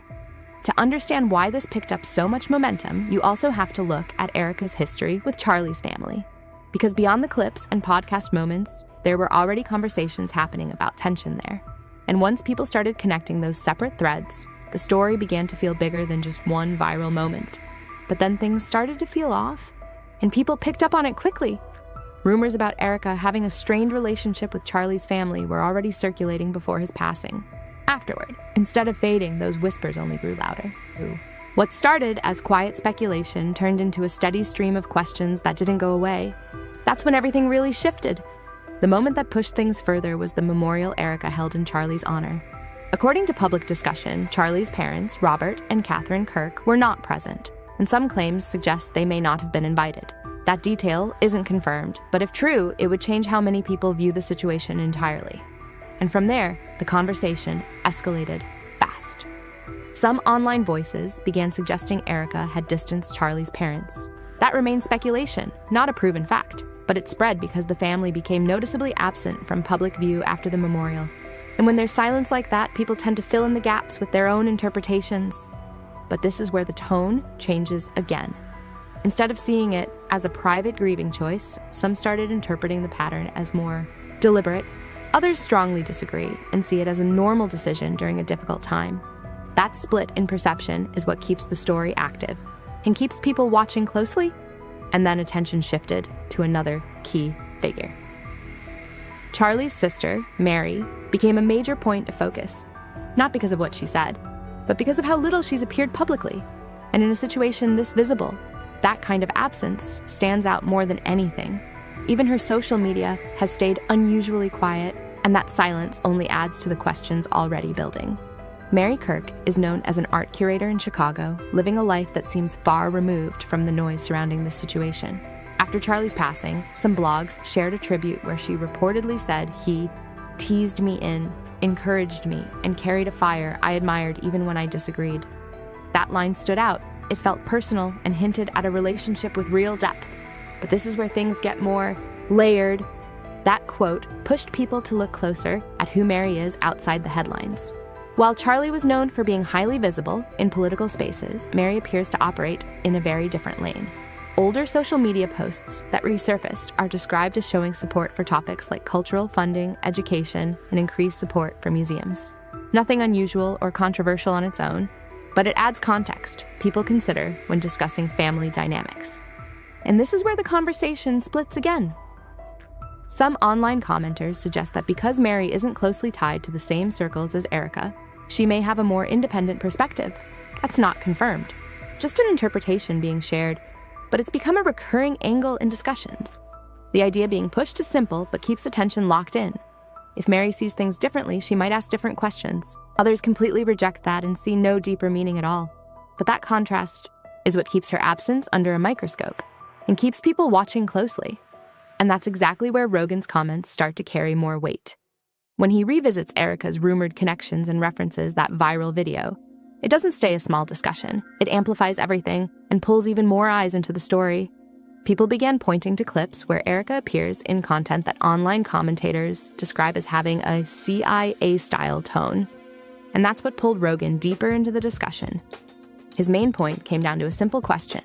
How does a model or actress end up in a video that feels connected to something like that? To him, it didn't fully add up. And once he said that out loud, it gave the online conversation a whole new direction. But this is where things escalate. When a question like that gets raised on a massive platform, it doesn't stay in small online circles. It spreads fast. Some people started suggesting that appearing in those kinds of productions could point to higher-level connections. That's not backed by confirmed evidence, but it quickly became a major talking point, and this is where it gets more complicated. A more extreme interpretation began circulating, with some claiming that connections like that could mean influence behind the scenes.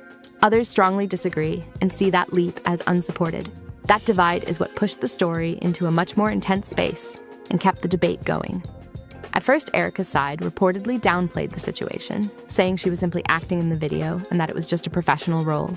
That explanation is straightforward, but critics kept focusing on how calm and confident she appeared in that setting. For some, that stood out. For others, it meant nothing at all. Then, another public voice entered the conversation. Candace Owens argued that Erika didn't come across like she was fully in character, pointing to moments where she referenced her mother's real-life business model while also discussing topics like EMP attacks and grid vulnerabilities. That contrast caught attention, and once again, it left people divided on what to make of it. That detail alone doesn't prove anything. But for people already looking closely, it made the clip feel more personal and less like a fully scripted performance. And according to online discussion, things allegedly got even messier once Rogan's episodes started circulating more widely around Erika's circle. Some claims suggest that vague threats began surfacing. Talk about trying to cancel Rogan or damage his platform if he kept discussing her. That isn't confirmed, but it added a new layer of tension to the story. But this is where the conversation shifts. If that claim were true, it would be a bold move, because Rogan isn't a small creator who can be easily pressured. So the focus changed. Instead of asking whether Erika was being bold, people started asking a different question. What would make someone feel that protected? That idea alone kept the discussion moving. And this is where it gets more complicated. Some commentators interpret that kind of behavior as a sign of confidence backed by strong support. Others completely reject that and see it as exaggerated online speculation. But the split in interpretation is exactly what keeps the narrative alive and growing. There's also been talk about how certain political circles are reacting. Some online voices claim groups like Turning Point USA seem increasingly defensive, while others say that's an unfair reading of the situation. One widely shared comment put it like this: "That's why all the idiots are going after Candace Owens and Joe Kent." That same post went further, claiming there was a larger cover-up connected to Charlie's passing. To be clear, that is an unverified allegation, but it shows just how intense and polarized the conversation has become. The story took another sharp turn when older rumors suddenly came back into focus. Some people online began revisiting the idea that Erika wasn't just someone who naturally became part of Charlie's life, but that her presence might have had a deeper context. There's no verified evidence supporting that claim, but once it resurfaced, it spread quickly and pulled more attention into the conversation. But this is where everything shifts again. As newer discussions about Charlie's family situation gained traction, that older theory became a central talking point. One viral comment even made an extreme claim, calling Erika a C/Mossad honeypot and handler for Charlie. That's a serious accusation with zero confirmed proof, and it's important to treat it as unverified. But it still gained traction because it fits a narrative some people already believe. And then Joe Rogan's past remarks got pulled back into the spotlight. In an earlier moment, he questioned whether the full story about Charlie's passing had been clearly explained, mentioning that certain details didn't seem to fully line up. He didn't present it as fact, just as something that raised questions for him. But when those comments resurfaced, they added even more momentum to an already intense discussion. So now the conversation splits in two clear directions. On one side, some see all of this as online speculation going too far without solid evidence. On the other, some believe there may be unanswered questions that deserve closer attention. There's no confirmed conclusion, but depending on how people interpret the situation, it completely changes the way they see the story. And that contrast is what keeps everything alive. Is this just the internet connecting dots that don't actually link? Or is it a case where people feel key details are still missing from the public view? Either way, the debate isn't slowing down anytime soon. So what do you think is really going on? Here, drop your thoughts in the comments. And if you want more deep dives like this, make sure to like, subscribe, and share the video. Erika Kirk was introduced to Charlie Kirk through Donald. She had been procured for like Dom's pageants. She won like Miss Arizona or something. She was literally a registered actress and starred in a reality TV show, a romance one at that. He met her on a trip to Israel. Charlie met her on one of these wall humping trips. Recently surfaced footage from Charlie and Erika Kirk's private wedding has started gaining major attention online, with many viewers revisiting the couple's relationship from a completely different perspective. The clips, which reportedly spread through sources connected to Charlie's family circle, quickly sparked discussion across commentary channels, political forums, and social media communities. At first, most people thought it was simply rare footage from a high-profile conservative couple's wedding day. I'm there thinking it's a business interview. It started that way. Right. So we sit down and you grill me for 3 hours? Yeah. Easily. On philosophy, politics, culture, religion, culture, economics. What else? Everything else you can imagine, he grilled me. Anything he talks about on his podcast show, he grilled me on. Pretty much. Just didn't record it. But as more viewers watched the clips closely, the conversation started shifting in a much bigger direction. And this is where things became interesting. Across the internet, people began analyzing small details from the ceremony: Charlie's expressions, his body language, the atmosphere of certain moments, and the overall dynamic between the couple during the event. Some online commentators felt Charlie appeared unusually nervous or emotionally reserved at different points throughout the footage. Others completely disagreed. And then afterwards, he got finished with his burger, and he just sat there, and he looked at me, and he's like, you know what? I'm not going to hire you. And I was like, that's fine. I don't need this job. I'm doing plenty of other things here in Manhattan. He's like, I'm going to date you. And you want to take it from there? And you said you were kind of confused? Of course I was confused. Many viewers argued that wedding stress, cameras, and public attention can naturally make people appear uncomfortable, especially during major life events. Still, the discussion kept growing, and before long, entire videos and online threads were dedicated to breaking down the footage frame by frame. That's when the internet started revisiting older conversations about Charlie and Erika's relationship. Some discussions focused on the contrast between Charlie's longtime public messaging and Erika's personal background and style. Well, I've never met anyone quite like her. I remember I called Tyler and I said he's going to have to find talent somewhere else. And whatever opening he thought she would fill, that was not going to work. And Tyler was trying to coach me down because he said that she was way out of my league. He's still right, by the way. Over the years, Charlie often spoke publicly about traditional relationships, conservative family values, and cultural expectations surrounding marriage. Because of that, some viewers began comparing those ideas to Erika's more career-oriented and public-facing background. And according to many online observers, the contrast stood out immediately. During the wedding footage itself, some commenters pointed to Erika's glamorous styling and modern bridal presentation as being different from the more traditional image people associated with Charlie's public persona. Nothing is by mistake. Nothing. I will never forget the time I was in Israel with my husband. Well, that was the second time, but the first time with my mother on a pilgrimage. And I was standing in the ticket line. And I remember looking behind me, and in the snake of the ticket line was a guy who looked very familiar. I had no idea who he was. And I told my mom, this guy looks so familiar. And as a typical mother, she said, go and say hi. Others thought those reactions were exaggerated and argued that viewers were reading far too deeply into completely normal wedding choices. But regardless of where people stood, the discussion only continued growing online. And this is where more context started changing how viewers saw the story. Public information shows that Erika is reportedly around 5 years older than Charlie. We were late for our flight, and I'm not going to come off like a crazy person that's just weird. That ended up being Charlie. Nothing is by coincidence. She married later than the timeline Charlie often referenced in discussions about relationships and family life, and she also built an extensive academic and professional background before becoming more publicly connected to political media circles. According to publicly available information, Erika attended both Arizona State University and Liberty University, later continuing advanced academic studies as well. Long before stepping into larger public leadership roles, she had already developed experience in media, branding, networking, and other professional industries tied to public visibility. That detail became one of the biggest talking points online. Because for many viewers, Erika's background seemed very different from the type of lifestyle Charlie frequently described in speeches and interviews over the years. Some saw that difference as completely normal. Others viewed it as an interesting contradiction between public messaging and real-life relationships. Either way, once the wedding footage resurfaced, people began revisiting their entire relationship timeline with fresh eyes.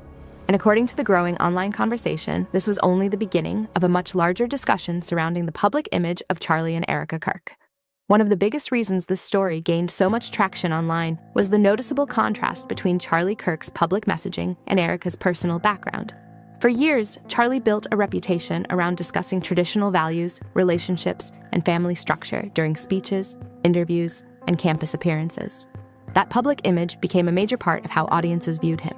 So when people started looking more closely into Erika's background, many were surprised by how different her lifestyle appeared from the expectations some viewers associated with Charlie's message. And this is where the internet conversation really started growing.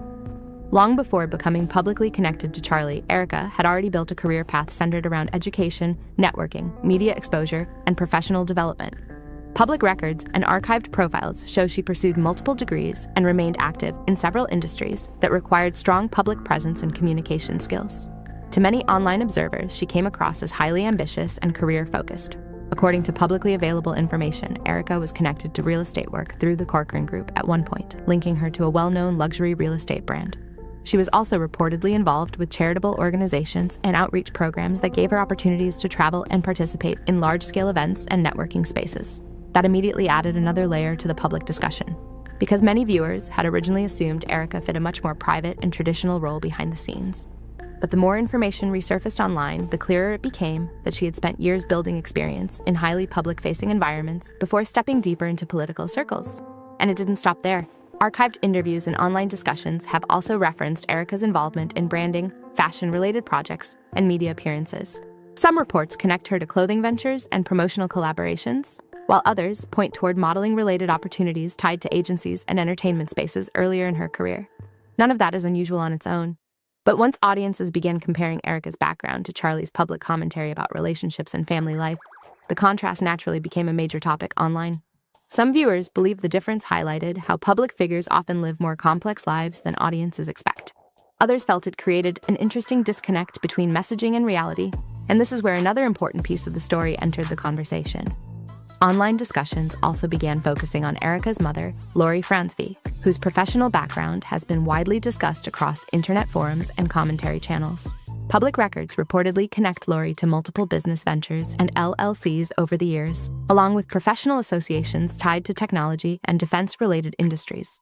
As more people researched the family's background, some viewers started interpreting Erika's career-driven personality through a different lens. Instead of viewing her as someone who unexpectedly entered the spotlight, many online observers saw someone who had already spent years navigating professional environments, networking spaces, and public-facing industries comfortably and confidently.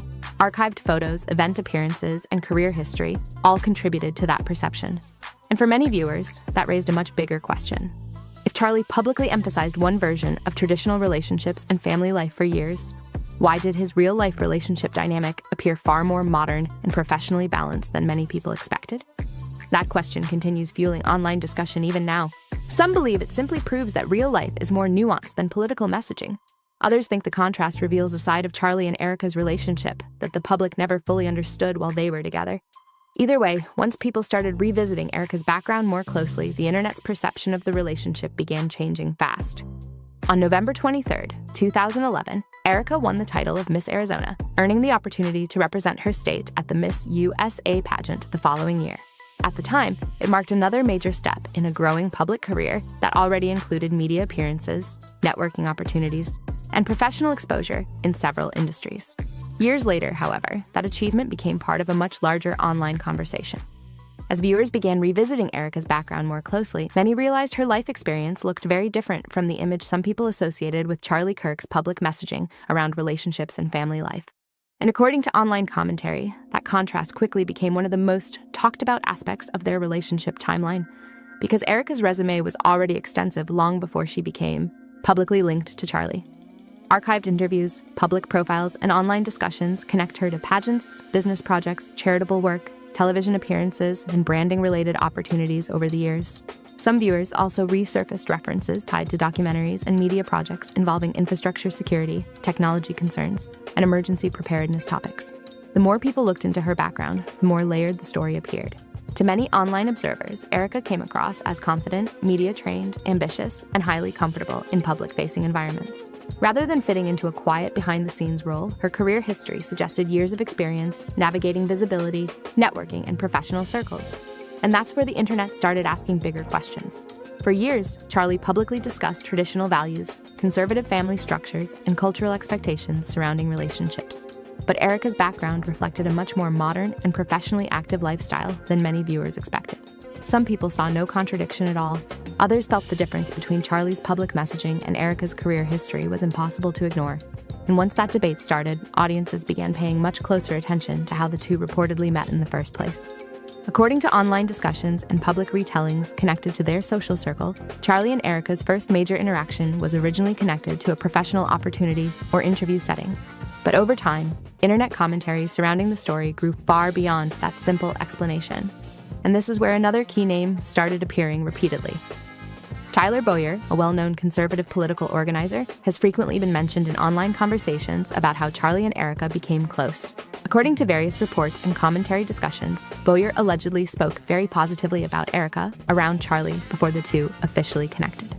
Some online commentators even claimed he encouraged Charlie to get to know her personally because of her accomplishments and public profile. None of these conversations have been independently confirmed publicly. But once those stories started circulating online, viewers became increasingly interested in how quickly the relationship appeared to develop afterward. And then the internet rediscovered the airport story. In resurfaced speeches and clips, Erika once described noticing a man standing in a crowded airport ticket line who looked strangely familiar. According to her retelling, her mother encouraged her to walk over and introduce herself, but she ultimately decided not to approach him. Years later, she reportedly realized that man had actually been Charlie Kirk. Supporters viewed the story as a strange coincidence that eventually connected two people who were always meant to meet. Critics online, however, questioned whether the timeline sounded almost too cinematic to be completely believable.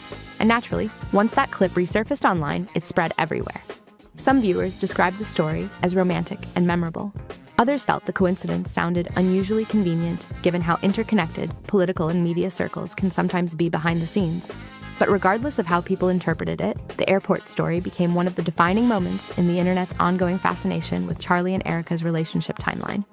Because the more audiences compared Charlie's public image with Erika's background, the more curious people became about how their worlds came together so quickly. And according to many online commentators, that curiosity is exactly why the conversation surrounding their relationship continues growing even now. To many people following this story online, the relationship between Charlie and Erika eventually started feeling almost larger than life. Between the airport story, the rapid timeline of their relationship, and the contrast between their public images, audiences became increasingly fascinated by how everything seemed to fit together so perfectly. And once people began revisiting older footage and public appearances, the internet conversation shifted again. According to many online observers, Erika presented a much more low-profile and understated public image during the years she frequently appeared, alongside Charlie. In interviews, family photos, and public events, viewers often noticed a very polished but minimalist style that many associated closely with Charlie's conservative audience and messaging. Simple outfits, natural makeup, minimal jewelry, a quieter public presence beside Charlie during appearances and events. For a lot of viewers, that image aligned naturally with the traditional lifestyle Charlie often discussed publicly. Over time, many supporters came to see Erika as someone who fit seamlessly into that world. But after Charlie's passing, online discussions surrounding her public image began changing rapidly. Social media users started comparing older appearances with newer photos and event clips, pointing out noticeable differences in style, presentation, and public visibility. Some commenters described her newer image as far more glamorous, high-profile, and media-focused than what audiences had previously seen during Charlie's lifetime. Others thought those reactions were completely unfair. Many people argued that changes in fashion, confidence, public visibility, or lifestyle are normal over time, especially for someone suddenly navigating leadership responsibilities, intense public attention, and major personal changes all at once. Still, the internet kept debating the shift. And this is where the conversation became even more complicated. Some online commentators began questioning whether Erika's earlier public image simply reflected the expectations of the audience surrounding Charlie at the time. Others argued there was no deeper meaning at all, and that viewers were overanalyzing ordinary personal evolution because the relationship involved a major political figure. But regardless of perspective, people continued revisiting old clips, speeches, and interviews, searching for more context. At the same time, rumors connected to unnamed sources allegedly tied to Charlie's broader social and political circle started spreading across forums and commentary channels. According to ongoing online discussion, some people close to the situation reportedly believed the relationship moved unusually fast compared to how public audiences understood it at the time. It's important to note that none of these claims have been publicly verified.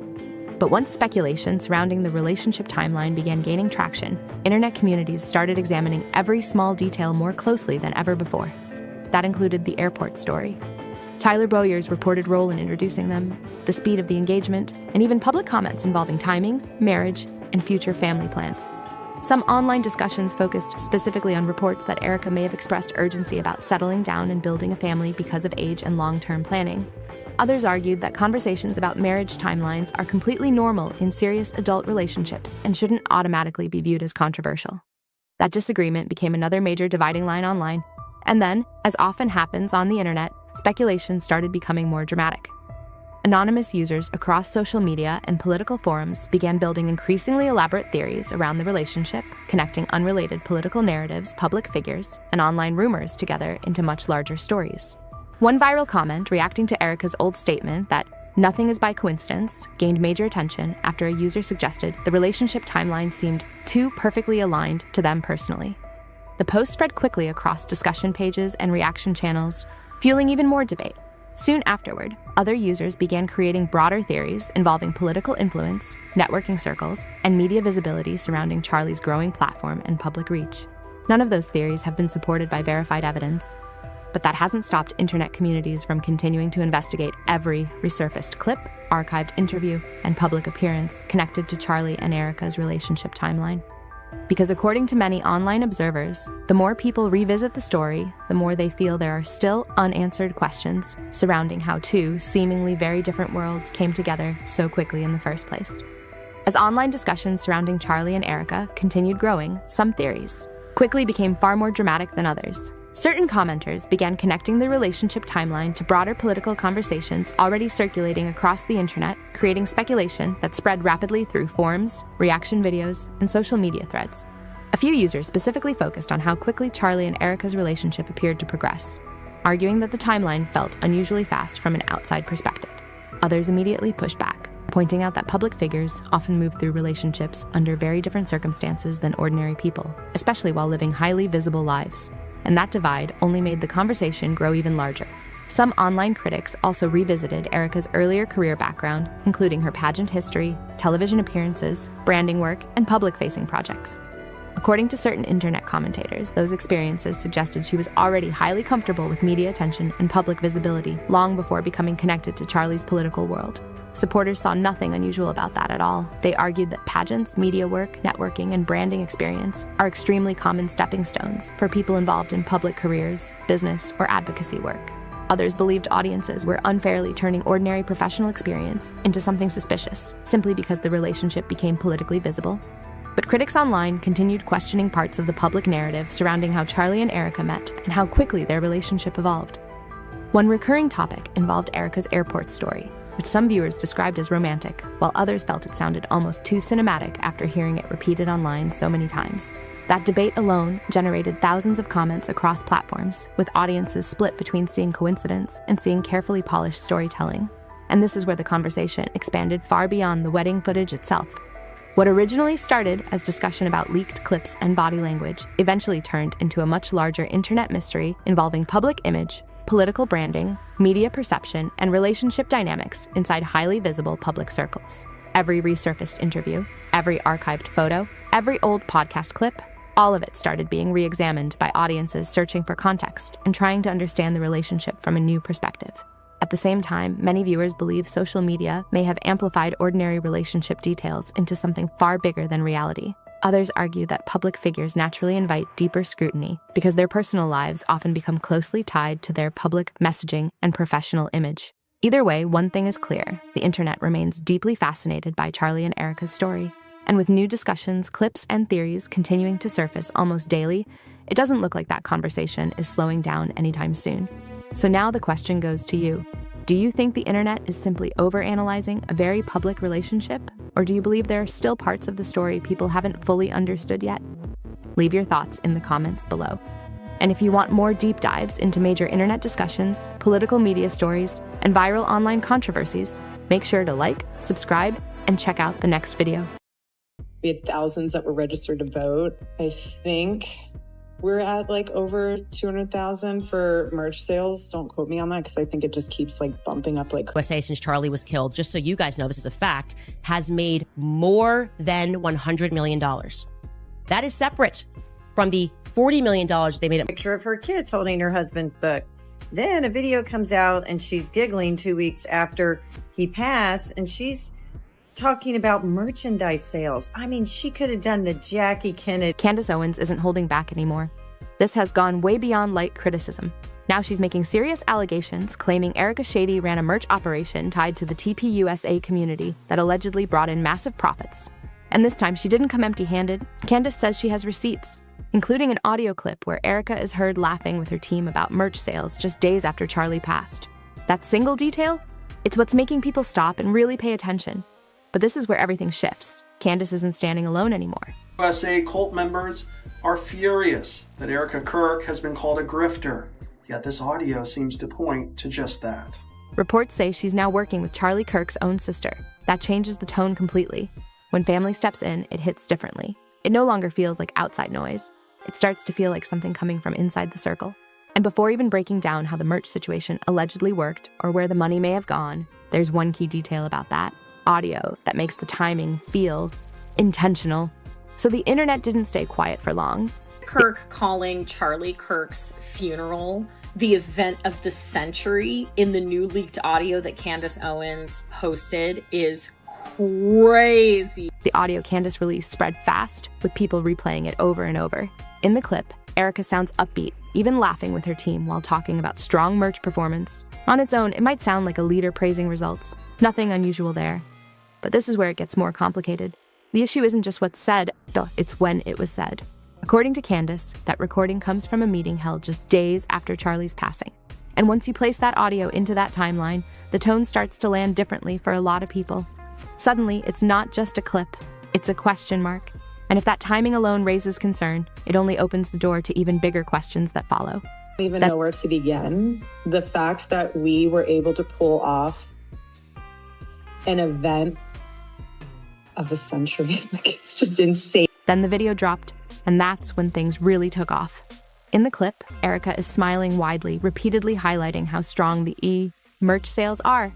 The moment it hit the internet, it spread everywhere. People didn't just watch it. They replayed it, clipped it, and broke it down frame by frame, trying to figure out what stood out so much. But this is where the tone shifts. For many following the situation, it wasn't just about what she said. I think the mistake they made, and I've said on my podcast, she should have never become the CEO and chairman overnight. Because now, when people have questions, you got to answer them, right? You're not just a grieving widow, but you very quickly decided that you were equipped to be Charlie. Well, guess what? That's going to be a trial by fire. Charlie had to go through it. It's painful. And so people are feeling like, hey, it's not fair to ask her any questions because her husband. It was about when and how she said it. According to ongoing public discussion, some felt the energy in the video didn't match the weight of everything happening around her at the time, especially considering her family situation. That contrast is what kept the conversation growing. At the same time, Erika's supporters stepped in quickly and defended her.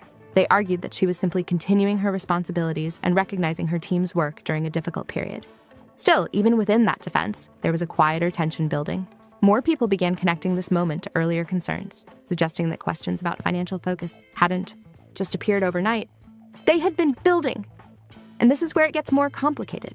You have, is it 100 million? I think we're at like over 200,000 for merch sales. Don't quote me on that because I think it just keeps like bumping up like crazy. Social platforms filled with strong reactions, with many posts criticizing how everything was unfolding. Some interpretations went further, questioning intent. Though it's important to note that much of this remains unconfirmed and based on public opinion, not verified conclusions. Even so, the volume of the reaction made one thing clear. The narrative was starting to shift fast. The podcaster Candace Owens, okay? At one time, a friend of Charlie's, at one time, an employee of Turning Point. She has been one of the main peddlers of these conspiracies, and she is making a huge amount of money on it. She is building her business off of these lies. What do you want to say to her and the other people that are putting these lies out into the world right now? Stop. That's it. That's all I have to say. Stop. Then came another twist. Older clips and past moments began resurfacing, and people started pointing out what they believed was a pattern. Whether those claims fully hold up or not, the perception alone began to stick. And once that idea takes hold, it becomes hard to shake. Candace Owens, however, didn't seem surprised at all. She has publicly suggested for a while that Erika's approach to money and influence would eventually come into question. From her perspective, this wasn't sudden. It was something she believed people would notice sooner or later. And now, in her view, that moment has arrived.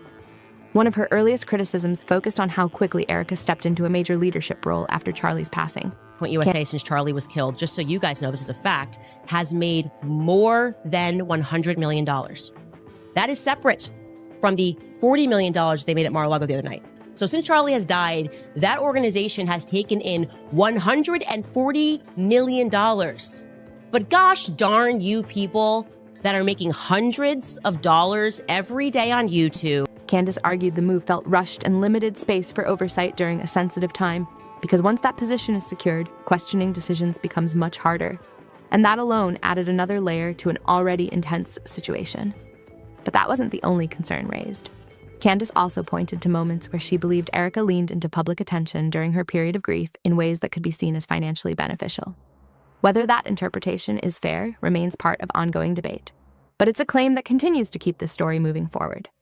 If you've been following Erika, you've probably seen what many online have labeled her grief tour. She appeared across multiple interviews, traveling from place to place and speaking openly about her loss. Then came the book, promoted as Charlie's final work, with messaging that encouraged supporters to buy it as a way to feel closer to him. But for some watching closely, that still didn't feel like the end of it. The spotlight kept circling back to merch, and that's where more questions started to build. That's when everything started to shift.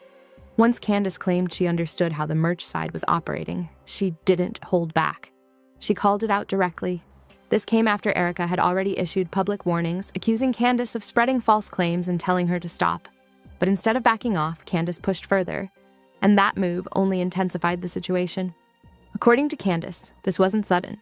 She argued that from early on, there had been a strong focus on revenue connected to Charlie's name.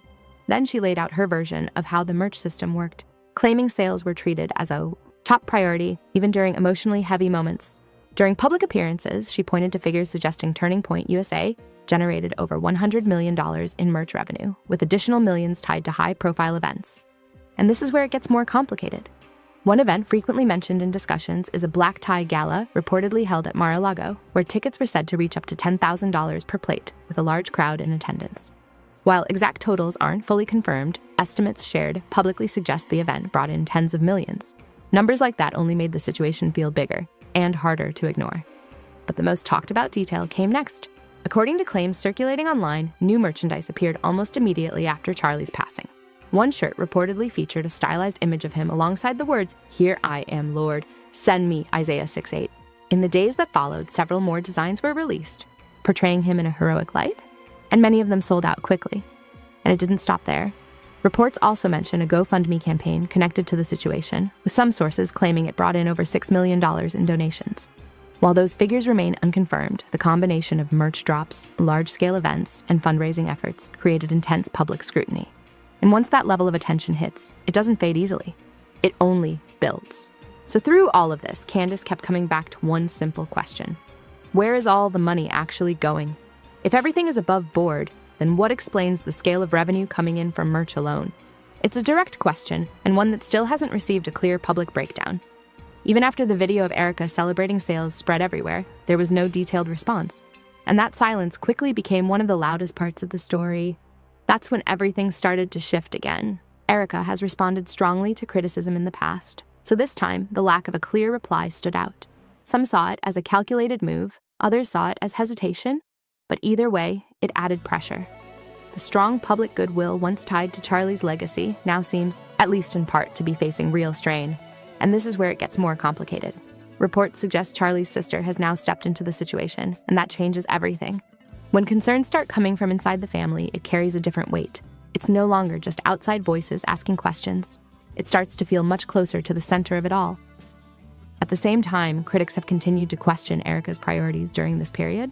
According to some accounts, instead of stepping back, she stayed focused on expanding revenue tied to TPUSA supporters. Supporters push back on that narrative, but the debate itself keeps growing louder. And that divide, it's becoming harder to ignore.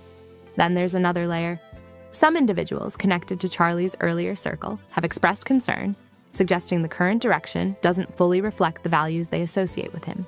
Whether that view is widely shared or not, it adds an emotional edge. Because now this isn't just about finances, it's about legacy.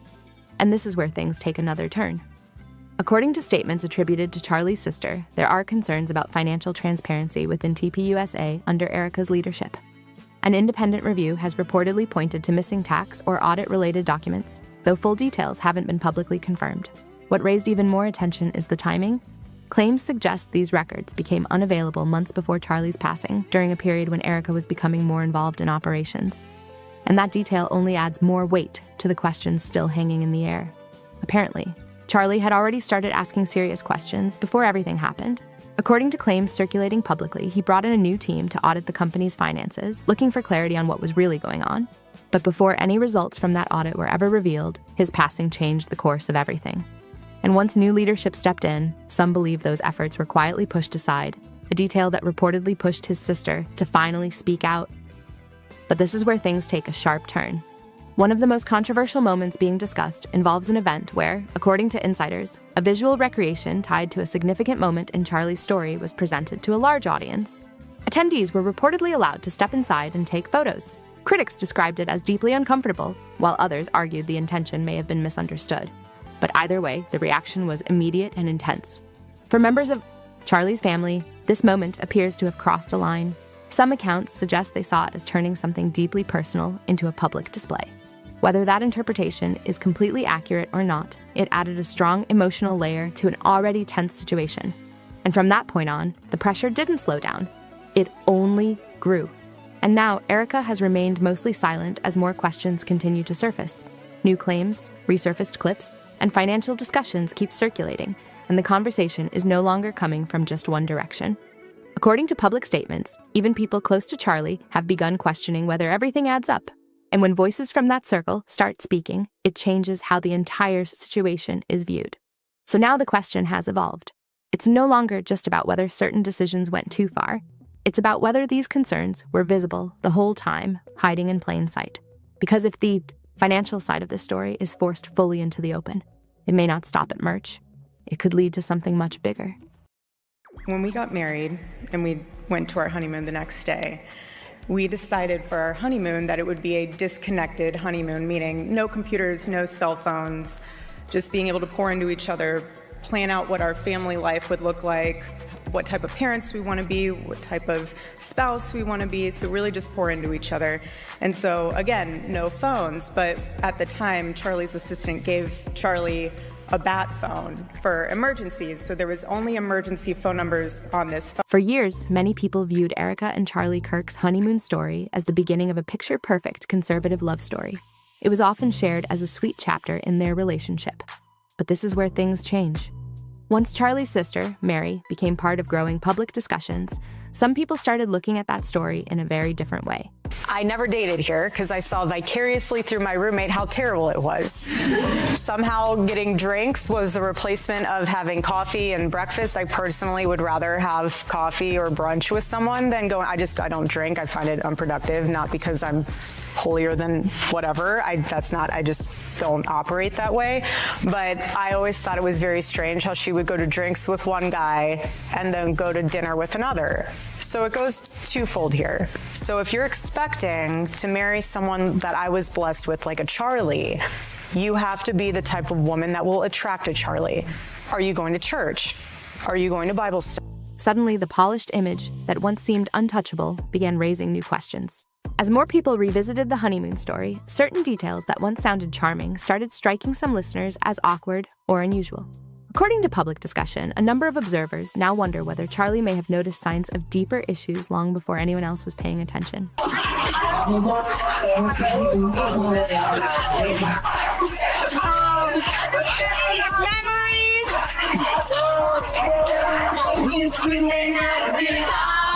It's not confirmed, but the conversation around that possibility has only continued to grow.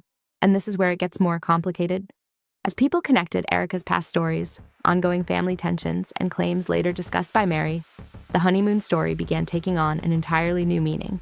What once sounded like a lighthearted memory was suddenly being examined as a possible turning point. For some, it no longer felt like a simple honeymoon story. It felt like a moment that raised bigger questions behind the scenes. That's when everything started to shift. We go straight to the gym, because that's what we did. And I'm on one side of the gym, Charlie's on the other, and then all of a sudden, I was thinking he pulled out the bat phone.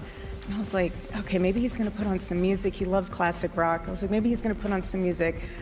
So I'm on the treadmill, he's over in the weights, and all of a sudden I hear Dr. Arn's voice coming from the side of the room. And so I walk over to him, and I was like, baby, what are you listening to? He goes, I know.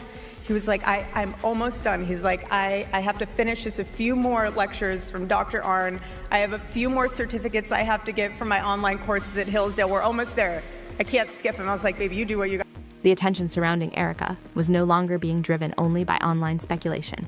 Many believed the discussion became more significant because it appeared to involve people within Charlie's own family circle. Internet rumors can come and go, but when observers think there may be distance forming between family members, it tends to attract immediate attention. In recent months, some viewers have pointed to what they believe are signs of growing tension between Erika and members of Charlie's inner circle, particularly Mary. And you can see from behind me, this is a recreation of the tent where Charlie Kirk lost his life at Utah University in September, and people are taking selfies with it. I can't. I cannot. I am not capable of whatever that. When I saw this, I realized I do not know enough words.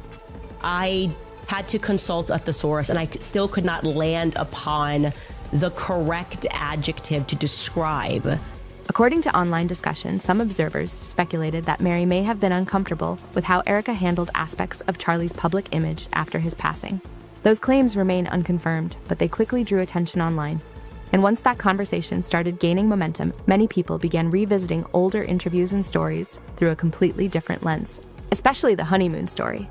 What had once been seen as a romantic and personal memory suddenly sparked new questions. Details that previously passed without much notice were being examined far more closely, and the public conversation around the story began to shift. How I felt when I saw that tent, people taking selfies under a recreation. I don't know if it's actually the tent. It looks like it's pretty old, or a tent that Charlie under. That's what was happening at AmFest. Horrified. I was aghast. I don't think I ever described myself as aghast. I was aghast. It was ghastly to look at that and to realize that they made a conscious decision to allow that to happen. To what end? Erika had shared that she and Charlie wanted a honeymoon free from distractions, no social media, no constant updates, and no outside noise. The goal, she explained, was to spend time together, focus on their marriage, and talk about the future without interruptions. She later retold the same story during a speech given in Charlie's honor after receiving an honorary degree. That renewed attention brought many of those earlier comments back into the spotlight. You let it roll right off your back, and this is what's so beautiful about this moment, because if the internet wants to clip it, who cares? I love this woman. She's an amazing woman. She has a soul and a heart for the Lord, and words are words, but I know her heart, and it doesn't even matter. And you say what you want to say because I know your heart. I will not judge that. Thank you. At first, the story sounded sweet and harmless, but then she mentioned one specific detail that caught people's attention and changed the tone of the discussion. According to Erika, Charlie still carried what she described as a bat phone for emergencies, even during their honeymoon. But the detail that really grabbed attention was Erika's claim that Charlie spent part of their honeymoon listening to lectures associated with Larry Arn and Hillsdale courses rather than being completely focused on the trip itself. At the time, the audience laughed and treated it as a lighthearted story. I mean, Nicki Minaj, Cardi B. Okay, Nicki Minaj is causing dads to leave the home. Hold on a second. I don't think that's a good role model for 18-year-old black girls. I don't think that songs that are talking about, like, glorifying wet female genitalia is exactly, I don't know which one wrote that song. Which one was it? I think it was Ben Shapiro. Yeah, that's right. Looking back, however, some people have started interpreting it differently. That shift became even more noticeable after public discussions involving Charlie's sister led some viewers to revisit older clips. Claims about deeper issues behind the scenes remain unconfirmed, but they prompted many people to take another look at moments that had once seemed insignificant. And this is where it gets more complicated. Some observers began asking why Charlie appeared so focused on work, ideas, or long-term projects during what was supposed to be one of the most memorable periods of his life. I hosted the first Trump rally in Trump rally history right here in Arizona in 2015. I got a call from Miss Erika Kirk, Miss Arizona 2012. I just want to help, she said. So naturally, I put her right behind the president. According to online discussion, that's when the narrative started to change. What was once viewed as a funny, newlywed anecdote began to be seen by some as a possible sign that not everything was as simple as it appeared. The same story suddenly carried a different tone, and people started searching for clues they may have overlooked before. But this is where things really started to shift. Critics and commentators began connecting the honeymoon story to broader conversations that later emerged online. As older stories and public claims resurfaced, some wondered whether there were contradictions between Erika's public image and other information being discussed. What I've learned the most in these past 3 months is that my husband, he deeply mattered on a multitude of levels, so much so that it proved even more once he was assassinated. How much of a peacemaker he was. For years, Erika had promoted a message centered on discipline, modesty, and traditional values. She frequently spoke about modern culture, encouraged certain lifestyle choices, and presented herself as someone whose path before meeting Charlie was very different from the one she later described publicly.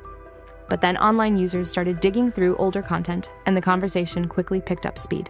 Archived television appearances, past social media posts, and older interviews began circulating again across multiple platforms. Suddenly, material that had been largely forgotten was back in the spotlight, and people were examining it much more closely than before. As those clips and screenshots spread, some viewers started questioning whether Erika's public image fully aligned with the broader story being discussed online. Various claims, timelines, and past statements were compared side by side, leading to a wave of debate. And this is where things started to shift. Despite the devastating loss of Charlie Kirk, my incredible husband at UVU, Caleb has persisted with the same gift. Grit. It has been a long day. Trust me, you're not a grifter, honey. It's all good. The focus moved beyond simply discussing Erika's past and toward questions about how parts of that history had been presented over time. According to public discussion, some critics argued that certain details appeared to have been emphasized, minimized, or reframed as her public profile grew. Others pointed to deleted web pages, updated biographies, difficult-to-find footage, and timeline discrepancies that they felt deserved closer attention. None of these claims have been conclusively established, but the topic generated significant interest and kept the conversation moving. Back in 2013, Erika Kirk, or rather Erika Fronsby, because that's her maiden name, was dating a basketball player named Joshua Harrelson. Joshua Harrelson's Twitter handle is @BigGeorge55. That is a crazy Twitter handle. Anyways, how do I know this? How do I know that they dated? Well, despite Erika deleting all of her old posts and pictures and privating her old accounts, many people commented underneath her posts, and those comments underneath her posts are still visible on Twitter. For example, this tweet from November 11th, 2013, @Erika Fronsby @BigGeorge55. It's the best when it's like that. Everything is just practice until the one. Then another subject entered the spotlight and added even more complexity to the online debate. Internet users revisited Erika's charity work in Romania, including activities connected to Romanian Angels. The organization publicly described its mission as humanitarian outreach, but renewed attention led some online commentators to examine older records, connections, and interactions tied to that period. As more discussion surfaced, the speculation expanded, and the story became far more layered than it had been just months earlier. None of the major allegations connected to these online discussions have been proven. However, once questions begin forming around a public figure's image, even small gaps in the story can attract enormous attention. That's exactly why so many people continue following this situation so closely. According to ongoing online discussion, some observers believe Mary was among the first people connected to Charlie's family to publicly signal disagreement with parts of Erika's narrative. Those claims remain unconfirmed, but they immediately became a major topic of conversation. And this is where things get more interesting. Many viewers now see the honeymoon story as more than just a personal anecdote. They view it as a moment that may offer additional context to the broader debate. As speculation grew, some began wondering whether Charlie may have privately noticed concerns long before they became part of public discussion. There is no confirmation of that idea, but it has become a recurring question across online conversations. The more people revisit old interviews, family dynamics, and public statements, the more attention the story continues to receive. At the same time, rumors and online reports have circulated claiming that Charlie's parents may have been connected to private conversations or recordings that later became part of public discussion. These reports remain unverified, but they have added another layer of intrigue to an already closely watched situation. If any of those claims were ever substantiated, some believe it could significantly change how the public interprets the relationships and disagreements that may have existed behind the scenes. For now, much of the discussion remains driven by speculation, unanswered questions, and competing interpretations of the available information.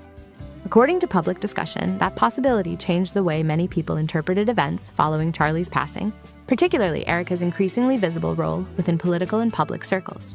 Rather than stepping away from public life, she continued speaking at events, appearing in interviews, and taking a more active role in conversations tied to Charlie's legacy.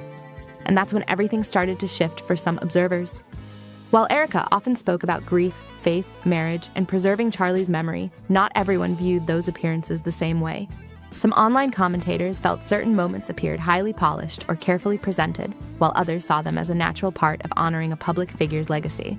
The differing reactions created a debate that continued to grow rather than fade away. One of the most discussed controversies involved criticism surrounding an AmFest event. Reports circulated online claiming that a recreation of the tent where Charlie died had been displayed publicly. Those reports sparked strong reactions almost immediately. Supporters described it as a tribute intended to honor his memory, while critics questioned whether it was appropriate. The disagreement quickly became one of the most talked about subjects in the broader conversation. And this is where it gets more complicated. According to online speculation, Mary may have viewed the situation differently than Erika. Those claims remain unconfirmed, but they fueled further discussion about possible disagreements within the family. As more public appearances and statements emerged, some observers began wondering whether everyone connected to Charlie's legacy shared the same vision. Instead of settling questions, each new development seemed to create even more interest and speculation online.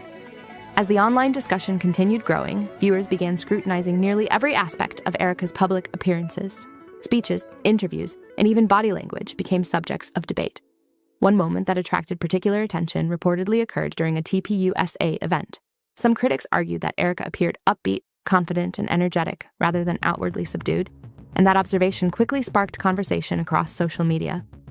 Another moment that stood out involved her public praise for Nicki Minaj. The comment caught attention because Charlie had previously expressed criticism of the rapper and her influence.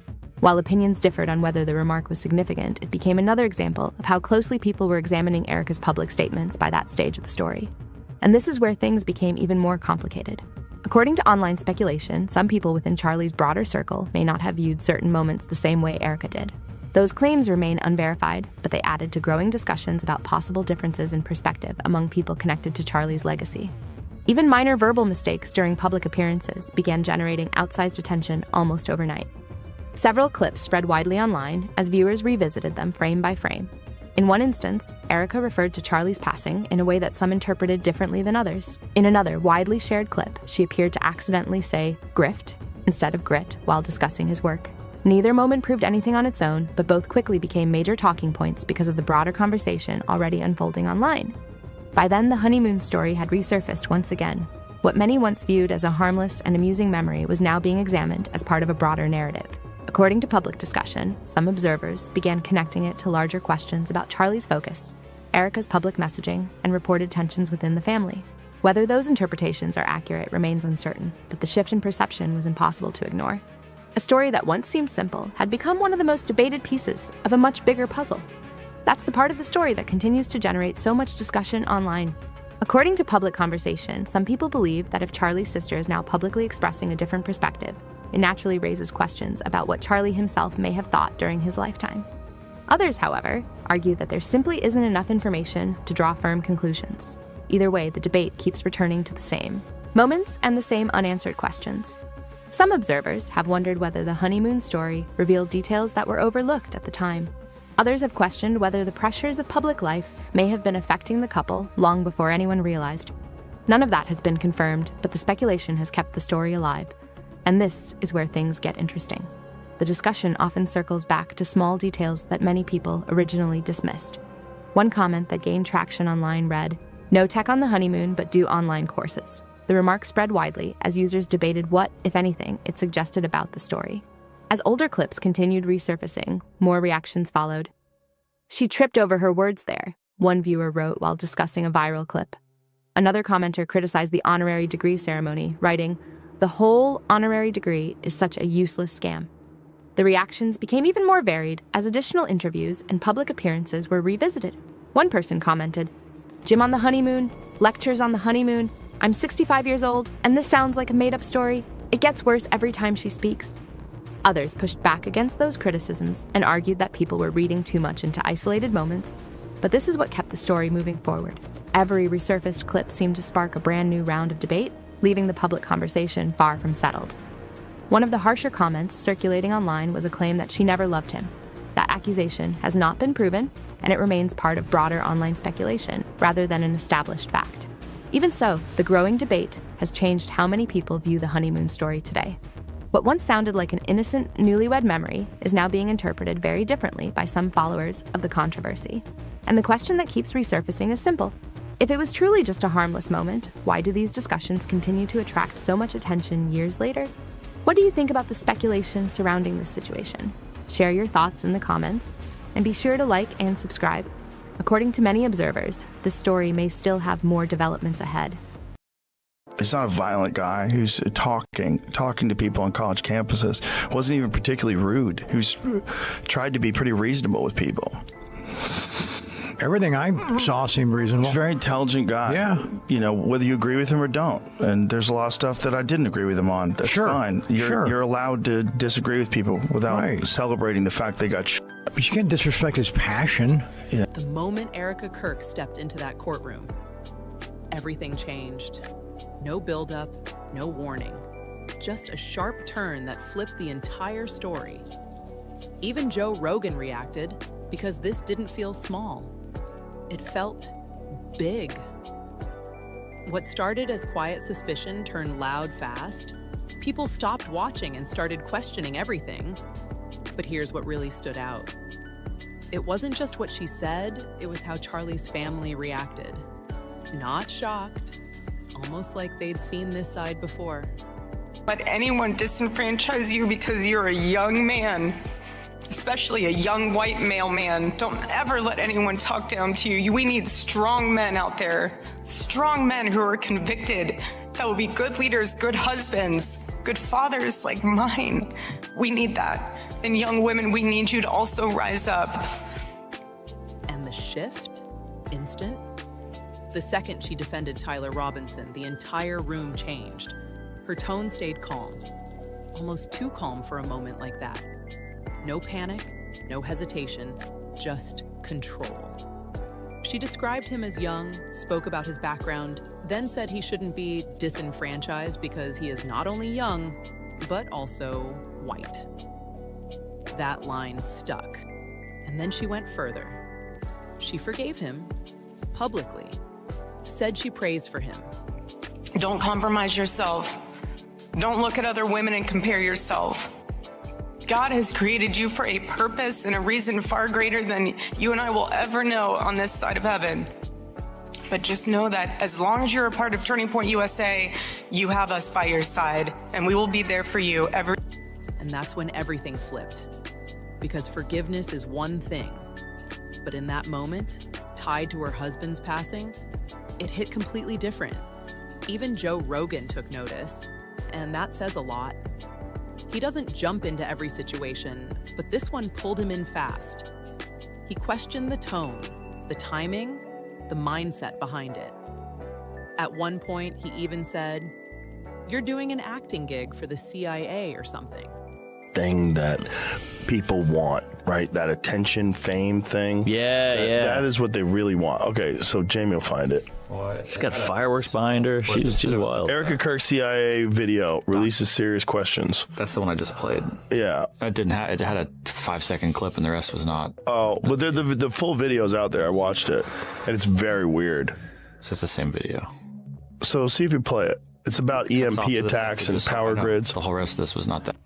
That line alone got people talking. And that's where things started to shift. Because once that was out there, the conversation went deeper.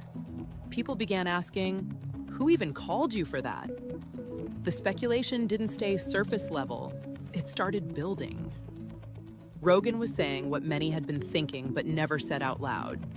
And once it was spoken, it spread fast. Some began to question whether her role was exactly what it seemed. Not confirmed, just talk, but enough to keep the tension rising. Anyone disenfranchise you because you're a young man, especially a young white male man, don't ever let anyone talk down to you. We need strong men out there, strong men who are convicted, that will be good leaders. That's when this stopped being just a courtroom moment and turned directly toward Erika Kirk. The focus shifted fast, and suddenly she wasn't just part of the story. She was the story. Once the shock wore off, people started connecting dots. Small inconsistencies, past statements, moments where her story seemed to shift. It all came back into focus. And it didn't feel random anymore. It started to feel connected. Then you bring in Charlie's family, and everything hits differently. None of it? Nope. Well, a gig's a gig. I think if you're a struggling actor, you take any kind of employee video or whatever. I guarantee you that video's out there. I mean, no one could have pulled it. Well, there's the Jimmy Dore video there. Here it is. Here it is. Look at this. Extremely vulnerable that we've presented to congressional officials. 1 being cyber, 2 being hackers, 3 being physical threats, 4th one is solar EMP, and the 5th one is man-made EMP. So the concern that we have is that we put out this critical While the internet reacted instantly, those closest to him didn't seem shocked in the same way. According to public discussion, there had already been tension behind the scenes. His parents are still dealing with loss, still processing everything, and now they're watching it all unfold in public. His sister had shown signs of discomfort even before this.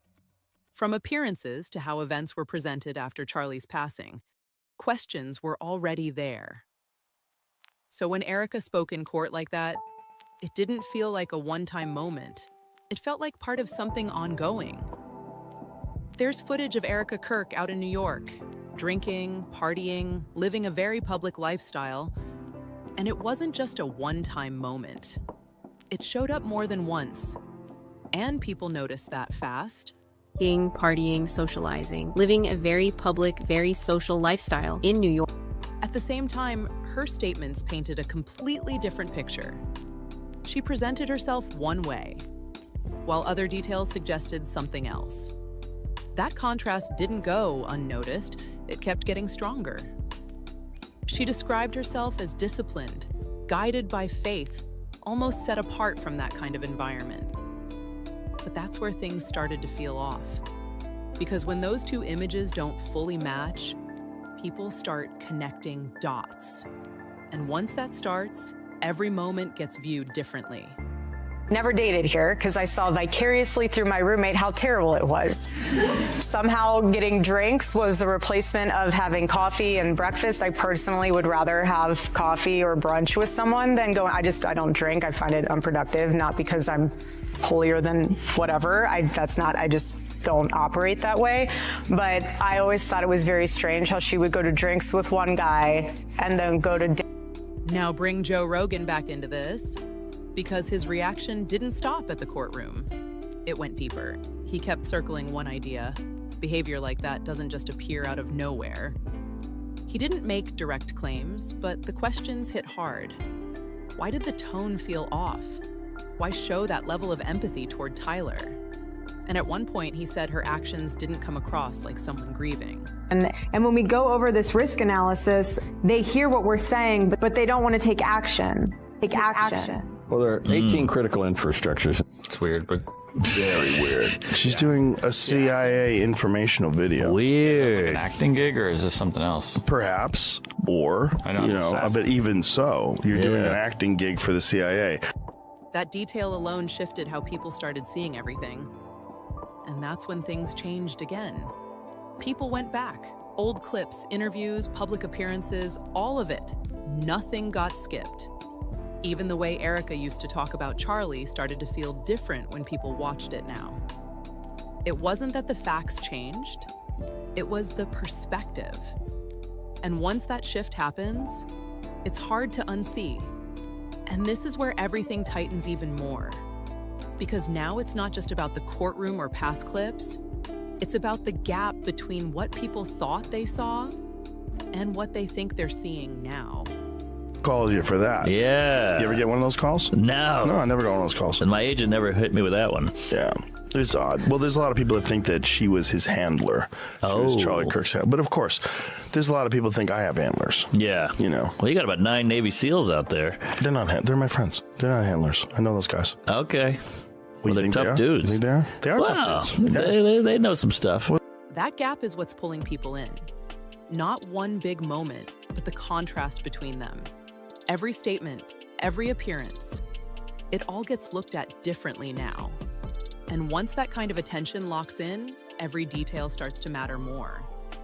But here's where it gets complicated. There are no clear answers, no single moment that explains everything, just pieces stacking on top of each other. Some see coincidence, others see a pattern. It's not confirmed either way, but the tension keeps building. And now people aren't just looking back, they're watching what happens next. And now the spotlight isn't fading. It's getting stronger. So it goes twofold here. So if you're expecting to marry someone that I was blessed with, like a Charlie, you have to be the type of woman that will attract a Charlie. Are you going to church? Are you going to Bible study? Did you tell your pastor that you are ready for the Lord to bring into your life the man that you've been praying for?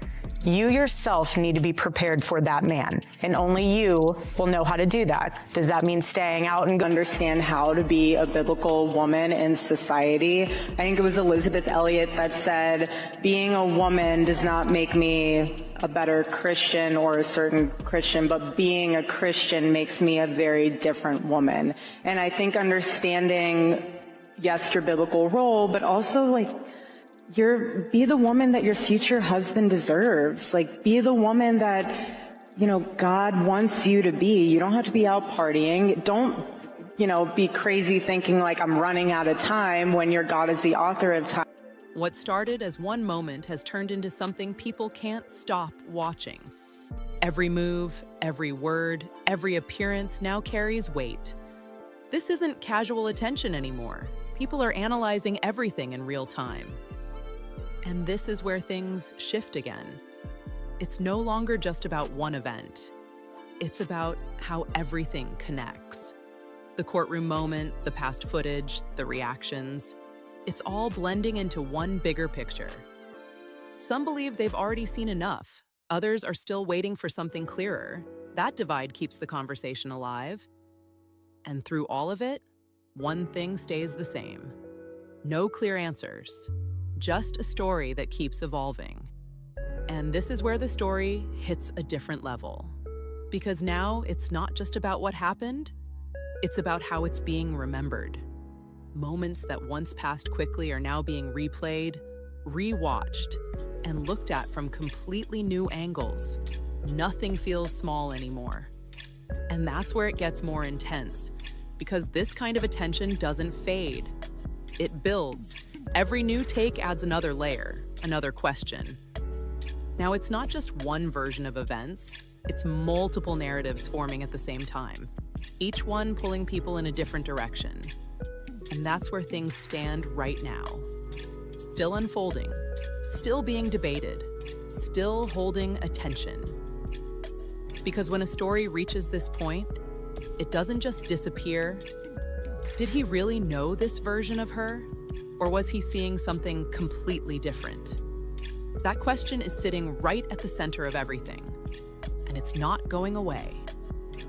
Because that gap between those two versions is exactly what people are trying to figure out. And it's also what Charlie's family seems to be reacting to. Not just the courtroom moment, but the tone, the decisions, the direction things have taken since he's been gone. And this is where it hits the hardest. For them, this isn't distant. it's personal. They're still dealing with loss, still sitting with unanswered questions. And now it's all unfolding in public. On top of that, they're watching someone closest to him step forward and defend the man connected to his passing. And that contrast is hard to ignore. This isn't something people can just process and move past quickly. It lingers, and everything keeps circling back to that one courtroom moment. What looked like a simple act of forgiveness to some felt like something much bigger to others. And when you add reactions from voices like Joe Rogan, along with how Charlie's family has responded, it starts to feel layered, not random. Because when past patterns seem to line up with present behavior, it changes how people see everything. It starts to feel like part of a bigger story that hasn't fully revealed itself yet. And that's where the real questions begin. Why did Erika Kirk take that stance so publicly? Is there context we're missing? And why does it feel like those closest to Charlie were already bracing for something like this? Because if this were only about forgiveness, the reaction likely wouldn't be this intense. So what do you think is really going on here? Drop your thoughts in the comments and stay tuned for what comes next. Your marriage actually comes before your kids. I know that's a provocative thing to say, but it's true. Your relationship with your kids is important, yes, but it's not covenantal. Your marriage is a covenant. Your relationship with your kids is an outgrowth of a covenant. They're under your stewardship, but covenantal relationships are ones that we saw with Abraham and David and Israel and, of course, Jesus. That idea of marriage being a covenant is a big, big deal. In fact, only marriage in the Bible is compared to Christ's relationship with the church. For months, rumors surrounding Erika Kirk were dismissed as simple internet gossip. But everything changed once alleged details connected to Charlie Kirk's will began circulating online. Suddenly, the conversation was no longer just about grief. People started focusing on possible tension behind the scenes and wondering whether private issues had already been unfolding long before the public realized it. What really caught attention was the claim that Erika had reportedly been removed from certain parts of Charlie's final plans. So I cooked swordfish the other night. It was okay. Wasn't my best. But Great. But that goes to say, just make things fun. Don't look at it as I have to. I get to serve my husband. I get to submit unto my husband because he's submitting himself to the Lord. There is a balance, and there's something really beautiful about that balance. If you have a situation where you don't have someone in your life that you can look towards as a healthy marriage, seek that out.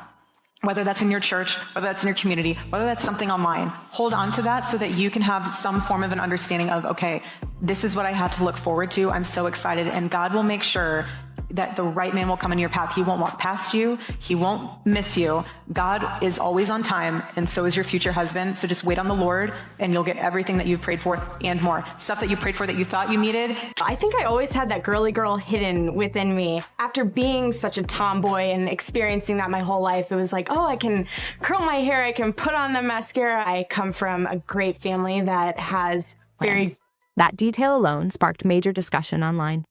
According to public speculation, Charlie may have updated important decisions privately before his death, leading many to question whether the relationship had already become more complicated behind closed doors.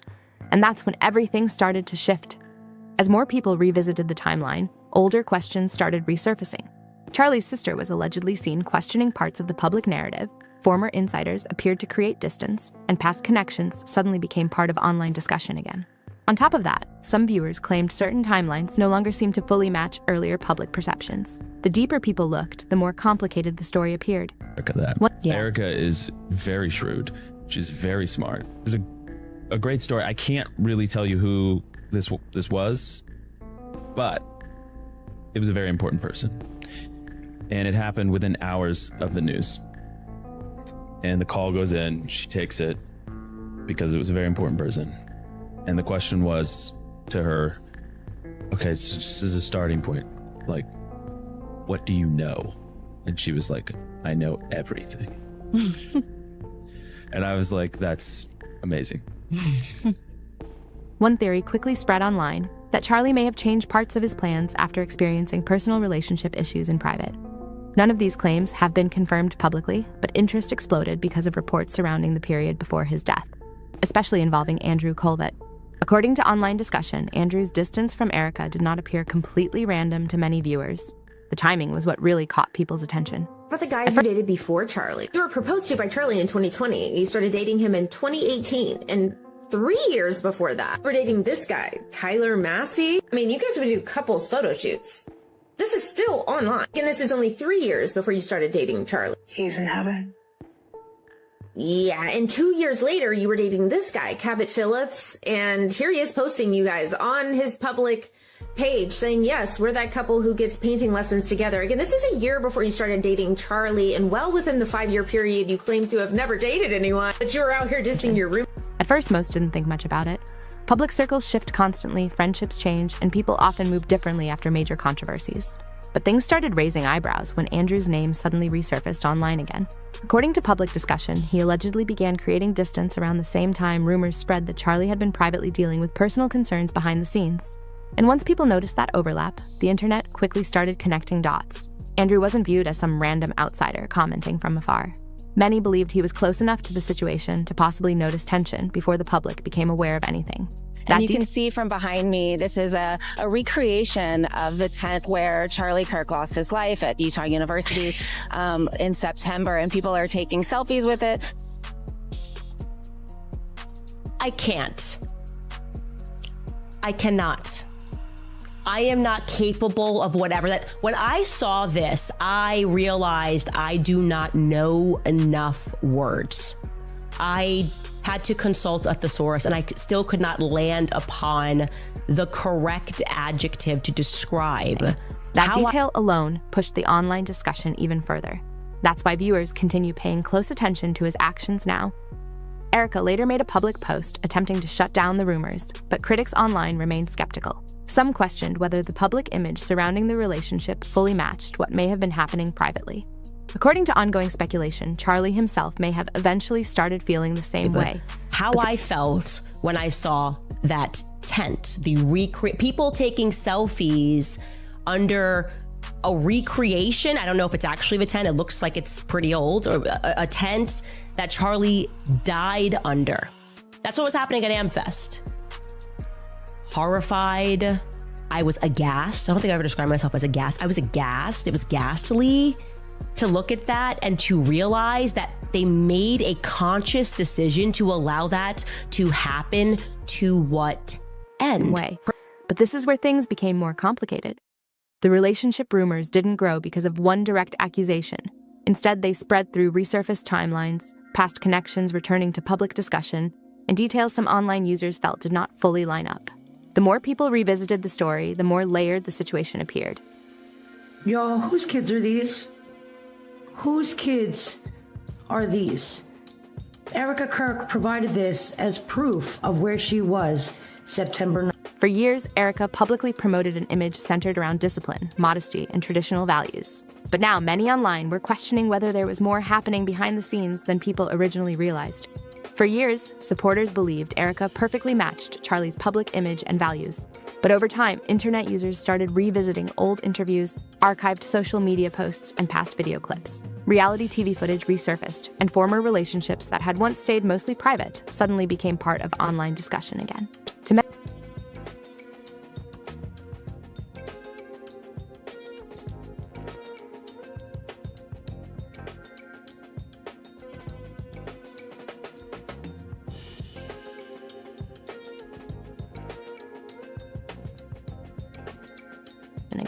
To many viewers, it started feeling like they were seeing two very different sides of the same story. That shift completely changed the tone online. Critics began questioning why certain details from the past allegedly seemed to evolve over time. And once those conversations gained momentum, the speculation only continued growing. Then came the Kobach-Phillips discussions, and that's where things became even more complicated. As people revisited Erika's earlier connections within conservative media circles, some noticed she may have already been connected to Charlie's broader network, long before the public originally believed. Old photos, posts, and overlapping timelines allegedly placed Kobach-Phillips around the same social circles during the period Charlie was entering the picture. That detail alone fueled major discussion online. But this is where the story took another turn. Speculation involving private relationships and broader family-related questions started spreading rapidly online, pushing the situation into an even more intense spotlight. None of these claims have been confirmed publicly, but the growing attention only made people more curious about what may have really been happening behind the scenes. Online speculation eventually took an even more personal turn, with some people questioning whether Charlie may have privately had concerns about parts of his family situation near the end of his life. None of those claims have been confirmed publicly. But once unverified online discussions and alleged private documents began circulating online, many viewers immediately connected them back to the rumored changes in Charlie's will. That's when one major question started spreading everywhere. If Charlie truly believed there were serious relationship problems behind the scenes, did it also affect how he viewed other parts of his personal life privately? That possibility is exactly why the story continues dominating online conversations. Critics claim Charlie's behavior reportedly seemed different toward the end. Some pointed to moments where he appeared more tense, guarded, or emotionally distant compared to earlier appearances. On their own, those moments may not mean much, but this is where things started to shift. Once viewers revisited older clips through the lens of possible personal tension, many interactions suddenly looked different to them. And according to ongoing public discussion, some believe Charlie's family may have also become increasingly uncomfortable behind the scenes. That's another reason many online took the alleged will rumors seriously. Viewers often see family tension as a sign that deeper private issues could have been unfolding away from public view. Attention especially shifted toward Charlie's sister, Mary, whose name has repeatedly surfaced in these discussions. Over the past several months, critics online have claimed Mary subtly questioned parts of Erika's public image more than once. Some believe her comments and reactions hinted at inconsistencies that were never fully explained publicly. Boy, whether intentional or not, those moments fueled even more speculation. And that's why many people no longer see this story as simple internet gossip. They see it as a growing clash between public appearances and what may have really been happening privately behind closed doors. And once that started happening, people naturally began revisiting older controversies connected to the story. Discussions surrounding the so-called grief tour, criticism over public appearances after Charlie's death, the Amfest backlash, and rumors about internal changes at Turning Point USA all resurfaced at once. To many online, every controversy seemed to point toward the same larger question. Had serious tension already been building inside Charlie's inner circle long before the public noticed? That's why the alleged will changes became such a major focus. For many viewers, a will represents trust, loyalty, and the people someone wanted looked after they were gone. So when rumors spread claiming Erika had reportedly been removed from important parts of Charlie's plans, many immediately started wondering what could have led to such a significant decision. And this is where the speculation intensified.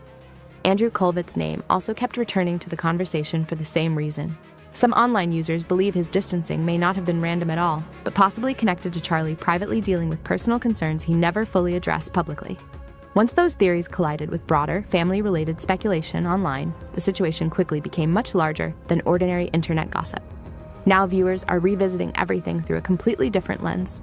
Old interviews, resurfaced relationships, awkward silences, shifting timelines, and even small moments that once seemed unimportant. The deeper people look, the more some believe Charlie may have quietly been preparing for major personal changes before his death. Not publicly, but privately behind the scenes. And that lingering mystery is exactly what continues keeping the story alive online. But this is where the story became even harder for people online to ignore.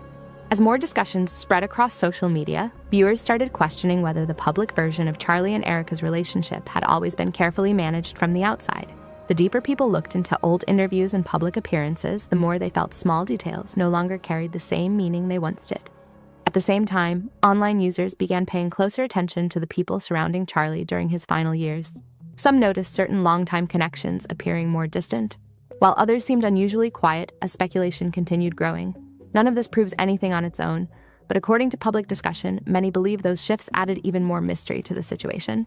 And that's what keeps fueling interest in the story now. It's no longer just about one alleged will change or one resurfaced rumor.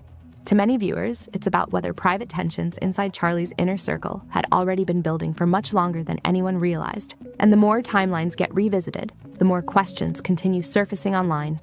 What made the situation even more intense was how quickly older moments started getting re-examined online. Clips that once seemed normal suddenly sparked new conversations, while past interviews and public interactions began getting analyzed from a completely different perspective. According to online discussion, many viewers now believe certain signs may have been overlooked for years. At the center of all this is the growing belief that Charlie may have been dealing with private pressure long before any rumors reached the public.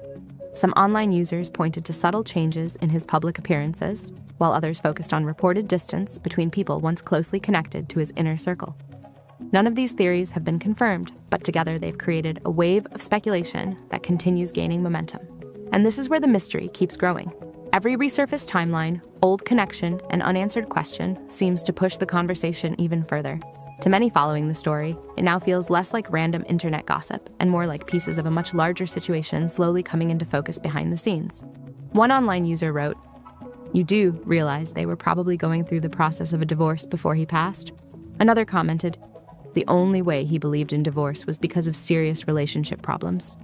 A third added, "That explains why certain things suddenly changed so quickly." Comments like these spread rapidly across social media, adding even more attention to the growing speculation surrounding Charlie and Erika's relationship. According to ongoing online discussion, many people now believe the public may have only seen the polished version of the marriage, while deeper private tension was allegedly building behind the scenes. And once rumors involving relationship struggles, family-related speculation, and reported insider distance all started colliding, the story became much larger than just one alleged leaked document. That's when everything started to shift. Now the internet keeps circling back to the same unanswered questions. Did Charlie reportedly change parts of his plans because he privately uncovered something that changed the relationship completely? Did Andrew Colvett create distance because he allegedly noticed tensions building earlier than everyone else? And if Charlie truly had growing concerns about his personal life, how much did he actually understand before the end? None of these claims have been confirmed publicly, but the timeline continues fueling major discussion online. The more people revisit old interviews, resurfaced connections, and shifting narratives, the more some believe Charlie may have quietly been preparing for significant personal changes long before the public realized there was trouble.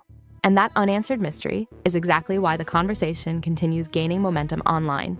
Drop your thoughts in the comments and subscribe for more deep dive stories and updates.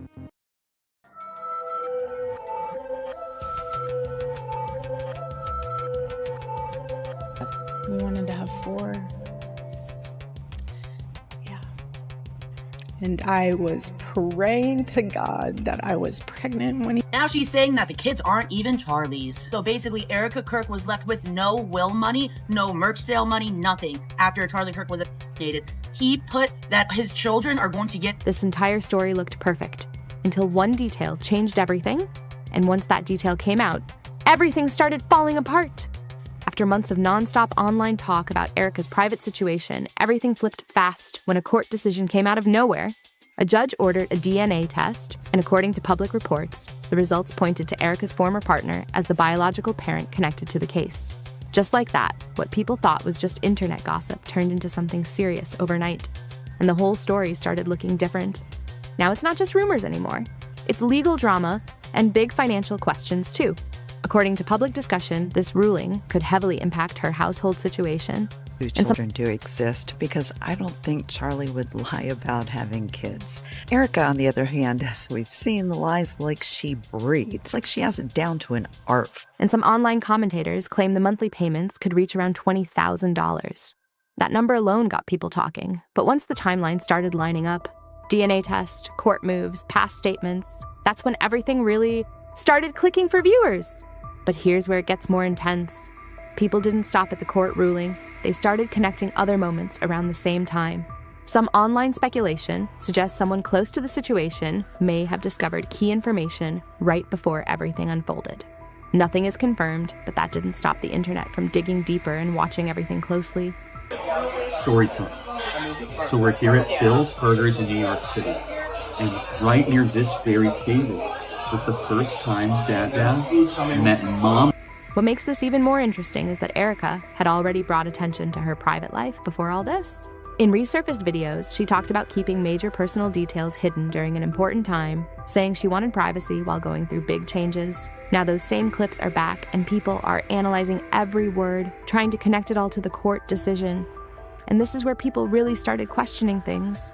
The way Erika explained everything online didn't sit right with a lot of viewers. The tone felt off, and suddenly people weren't just watching, they were investigating, going back through old posts and timelines to figure out what actually adds up. Because when people looked closer, something felt missing. Many expected to see a full timeline of shared moments, but instead found only limited glimpses. That gap quickly became a huge talking point and raised one big question. What isn't being shown, Intentionally, when I was pregnant, hid. Not because I was embarrassed, not because I didn't want anyone. Yes, we did keep it very private, but because it was a moment very sacred. I was growing a human inside of me, my baby. Then one small detail changed everything. An old video showing a medical scan resurfaced, and viewers noticed the name Erika Franz Faye on the document. That caught attention fast because according to public records discussed online, she was already married at that time. And just like that, people started rethinking the entire timeline. From that point on, the internet went into full investigation mode. People started connecting dots, lining up timelines, and rechecking past statements like never before. Some online commenters even suggested that if the recent legal findings are accurate, it could explain why certain parts of the story never fully made sense. Nothing is confirmed, but that didn't stop the conversation from getting louder. And just when things already felt messy, more photos started circulating. I'll say is, when I lived out here, I was here for 5 years. I never dated here because I saw vicariously through my roommate how terrible it was. Somehow getting drinks was the replacement of having... At first they looked normal, but a closer look raised questions fast. Many were blurry, partially hidden, or taken in a way where faces weren't clearly visible. In a world where everything is usually shared openly, that instantly stood out and pushed people to dig even deeper. But this is where everything really starts to unravel. Erika had claimed her relationship with Charlie was her first serious one, starting completely from zero. But once older clips resurfaced, people began seeing a different story forming. According to public discussion, some of that content hinted at a past that hadn't really been talked about, and that grabbed attention instantly. One video in particular took off Bijoret. Viewers say it shows a 2015 political rally where Erika appeared next to someone identified online as her former partner, Tyler. The two are standing close together in the crowd, with another person between them, and their body language got people talking. Nothing is confirmed, but that clip spread fast and added even more questions. Then the timeline jumps again, and it only gets more confusing. In late 2025, Erika shared a photo from a personal moment at home, but viewers quickly started comparing it to earlier details, and some claimed the people in the image looked older than expected based on previous statements. And just like that, a whole new wave of theories started building. Suddenly, the internet was flooded with theories. People started asking if different posts were showing completely different time periods, different relatives, or moments taken out of context.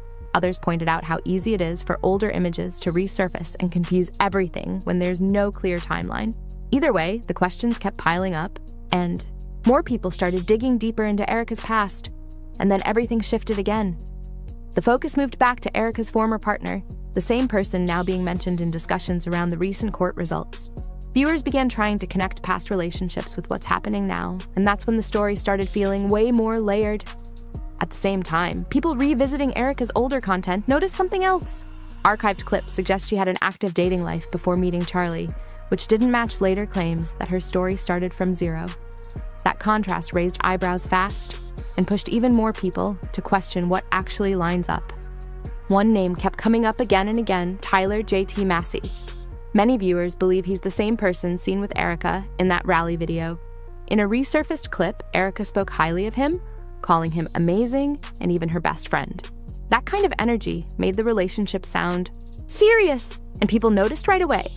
Then another twist hit. A set of polished, professional-style photos started circulating, and many viewers claim they show Erika and Tyler in what looks like engagement-style pictures. According to posts online, these were taken not long before she later met Charlie, and that timeline raised even more questions instantly. And right when that conversation was heating up, the court-ordered DNA test dropped, and everything went into overdrive.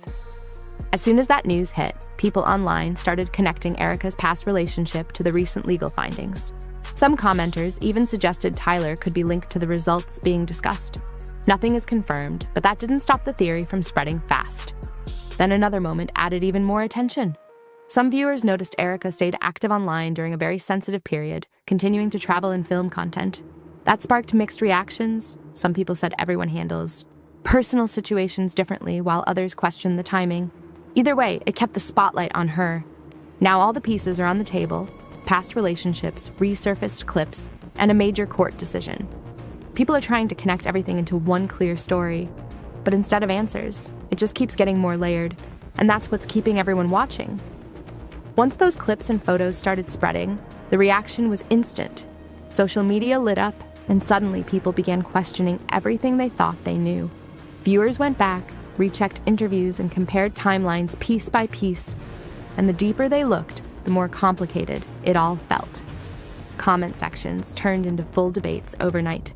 One person wrote, "Where are the kids probably being taken care of by their biological fathers?" While another said, "I wondered to what extent this marriage was ultimately a financial arrangement from which Charlie and Erika benefited." Those comments spread fast and showed just how divided people were. And then came the biggest question of all. Some started wondering if the public story had been misunderstood from the very beginning. If the new details being discussed are accurate, then the timeline people believed for years might not match what was really happening. And that idea alone changed how many people see the entire situation. Then attention shifted to a detail many viewers couldn't ignore. When people looked closely at the timeline leading up to Charlie's passing, some moments Erika shared didn't fully match the perfect relationship image seen before. That contrast made people go back and reanalyze everything, and it raised new questions fast. One small detail stood out right away. Erika said Charlie chose to sleep in a different room before an important event so he could be well rested. But that simple explanation quickly turned into a major talking point online, with many wondering why things happened that way. And just like that, the story started feeling even more complicated. Because of that, the internet jumped straight back into theory mode. Forums and comment sections filled up again with different takes. Some people believe it was just a practical decision, while others think it might hint at tension that was never publicly discussed. Either way, that moment became a key piece people keep trying to figure out. Then came what happened the next morning, and that raised even more questions. Erika explained that she only saw Charlie briefly when he came in to grab personal items like his ring and necklace before leaving. The interaction was quick, with no real pause, and that detail immediately stood out to viewers. As soon as that spread, more theories started building. Some online commentators suggested there could have been a serious conversation the night before, especially with everything else being discussed publicly. Nothing is confirmed, but that hasn't stopped people from analyzing every detail and trying to connect the full story. When you step back and look at the full timeline, it's easy to see why people are trying to connect every piece. Between the court decision, resurfaced clips, and those final day details, the story just keeps getting more layered. And the more people look, the more one question keeps coming up. How much was actually known, and when did things start to change? Right now, there are still more questions than answers. But one thing is clear, this situation may go deeper than it first seemed. And with new details still popping up, people are watching closely because this story doesn't look like it's ending anytime soon. Also, we finally received a name of the Hollywood deepfake company that we can confirm Turning Point USA was meeting with following Charlie's tragic passing. We're going to show you what this company is capable of, and I'm going to allow you to draw your own conclusions. And lastly, the admission from Paramount Tactical, Gary Melton, that one of the children in Erika's Fort Huachuca alibi photo is not hers, is not a subtle admission. I noticed about the woman that really stuck out to me was her eyes. And when I see someone with striking blue eyes like that, they stick out. And, some other pictures I came up with other people. What other people? If you want me to say, a picture of Erika Kirk with a ponytail and from her past. That person matches who I saw at Fort Huachuca in the lobby the night before. It was with that man in the lobby. For a long time, the rumors surrounding Erika Kirk and the children were brushed off as just another internet conspiracy. But everything changed when alleged DNA results started circulating online and Erika suddenly went quiet. That silence instantly raised more questions, and the story around her marriage to Charlie Kirk took a much heavier turn. Then the conversation shifted fast. Online discussions started focusing on whether Charlie ever knew the full truth about the family situation. Show you an up-close picture with the metadata that we have on the screen itself. Proof, she was with her kids at 8:33 a.m. Pacific time, which again, in September, Arizona's on Pacific time. Taking them for a walk. Apparently I wasn't supposed to share that. But anyways, point being is that's 8:33 a.m. It shows The date on that, sorry, Andrew, I screwed that up, man. I was trying to run a podcast and do everything else. But again, it's proof of what's going on here. And I'm going to share the final screen, the final picture that shows the metadata for this, that she was indeed with the kids. I keep hitting the wrong button. To see that, it says right at the top, September 9th, 8:33 a.m. Case closed. Case closed. He's doing his best. At the same time, speculation grew that even Charlie's parents were beginning to distance themselves from Erika and the children. Suddenly, people weren't just talking about gossip anymore. They were asking what may have really happened behind closed doors before everything reportedly fell apart. And that's where things started getting messy. Most people thought the Erika Kirk controversy had already hit its peak, but this is where things change. Candace Owens released a new podcast episode. So we finally received a name of the Hollywood deep fake company that we can confirm Turning Point USA was meeting with following Charlie's tragic passing. We're going to show you what this company is capable of, and I'm going to allow you to draw your own conclusions. And lastly, the admission from Paramount Tactical, Gary Melton, that one of the children in Erika's Fort Huachuca alibi photo is not hers, is not a subtle. And the attention quickly moved away from broad rumors and onto one very specific detail, the Fort Huachuca alibi photo. According to Candace, Gary Melton from Paramount Tactical may have accidentally revealed during the interview that one of the children shown in the photo was allegedly not Erika's. He's doing his best. That short clip spread across social media almost instantly, and the reaction was intense. Chris Wada, alleged former arms dealer, he's already actually incorporating AI voices into their presentations. When they're going out to donors, they're using a voiceover to narrate presentations. Well, today we can confirm to you that for a reason that is not yet known, after Charlie's death, and maybe even before Charlie's death, but definitively after, Marcus was meeting with and communicating with Hollywood AI deep fake companies. Okay, they specialize in creating deep fakes. Now, maybe if this was a conservative company that specialized in making videos, you might go, okay, you know, back when Daily Wire was saying they were going to explode into Hollywood, that might make sense. What once looked like scattered speculation suddenly became a much bigger timeline debate. At first, many viewers assumed the moment was being taken out of context. But then Candace reportedly pushed the claims even further, suggesting the well-known family image used to support Erika's story may not have been fully authentic after all. That's the detail dominating the internet right now. And the reason it hit so hard is because the photo wasn't seen as just random family content. According to online critics, the image had allegedly been used to support Erika's timeline during questions that had already been circulating for months. But once people started wondering whether the photo itself may have been altered, the entire conversation shifted almost overnight. But why Turning Point USA? I'm going to give you the name of the company. It's VFX LA. Okay, VFX Los Angeles. These guys were brought into Turning Point USA.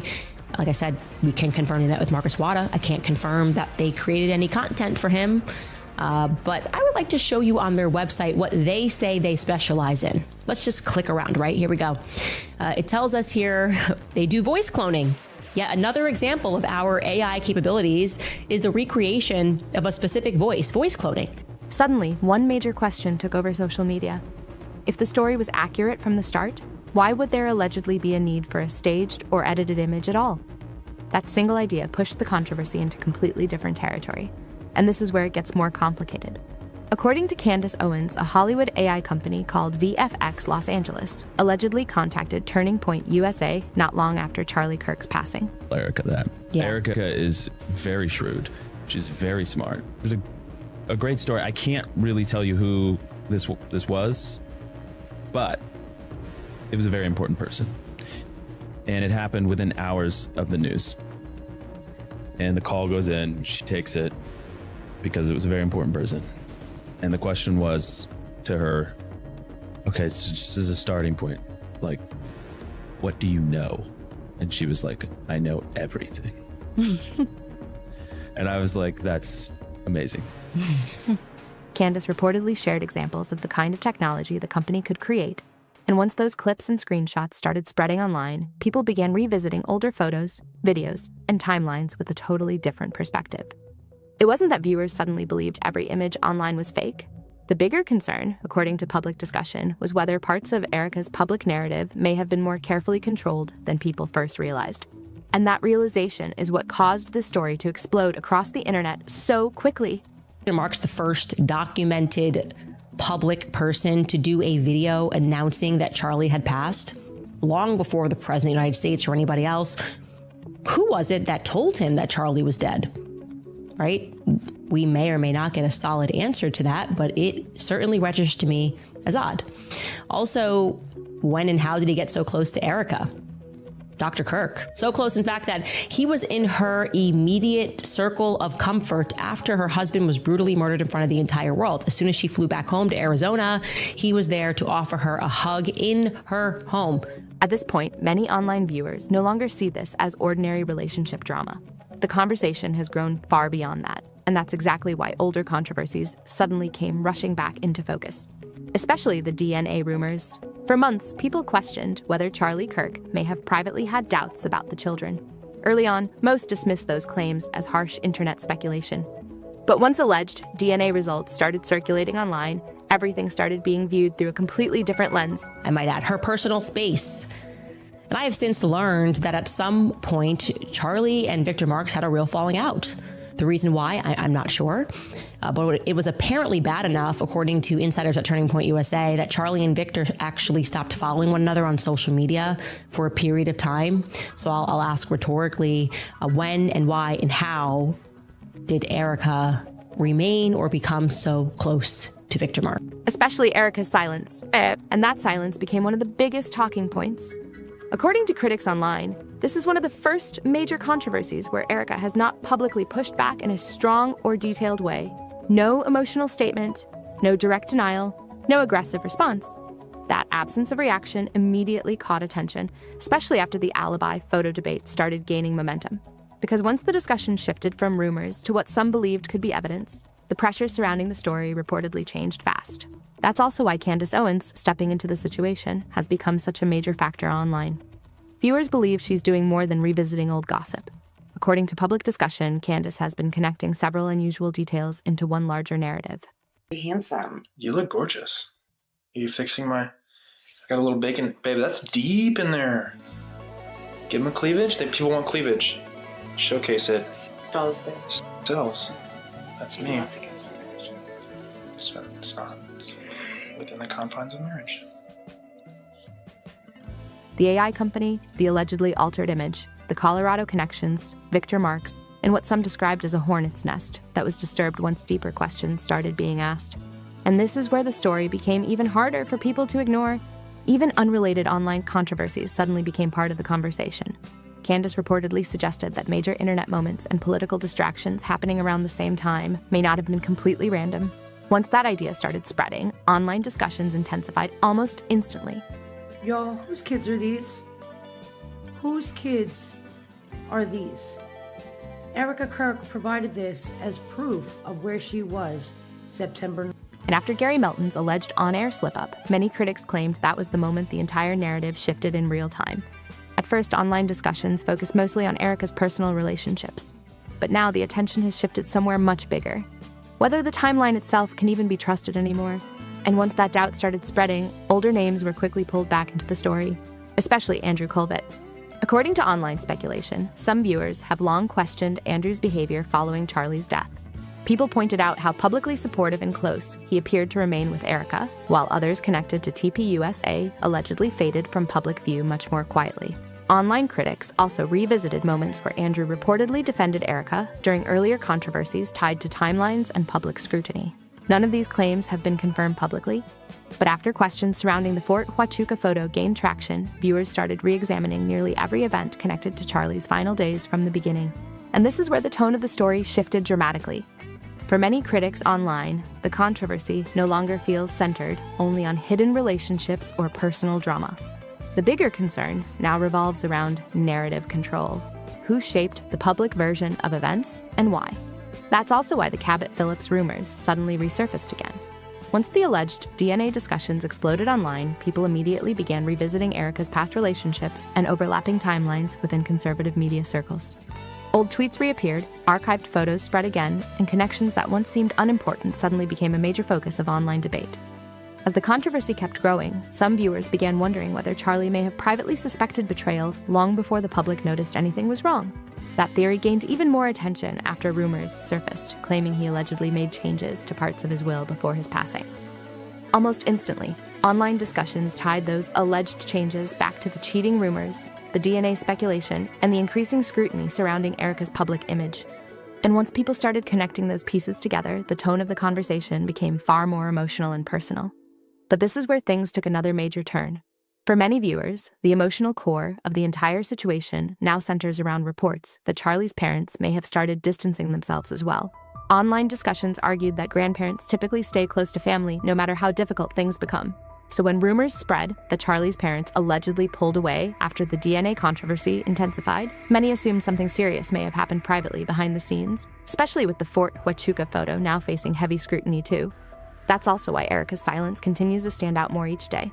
According to critics online, every unanswered question now seems to build on the last one.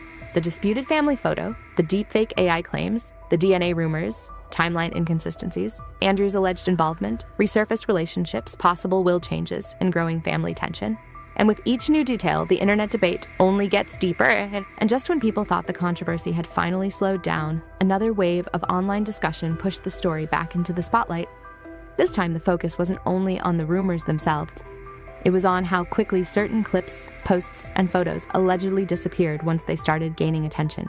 That detail alone sent online communities into overdrive. Some critics began questioning whether key parts of the timeline were being quietly cleaned up or reorganized after public scrutiny intensified. Others argued there could be completely normal explanations behind deleted posts and missing content.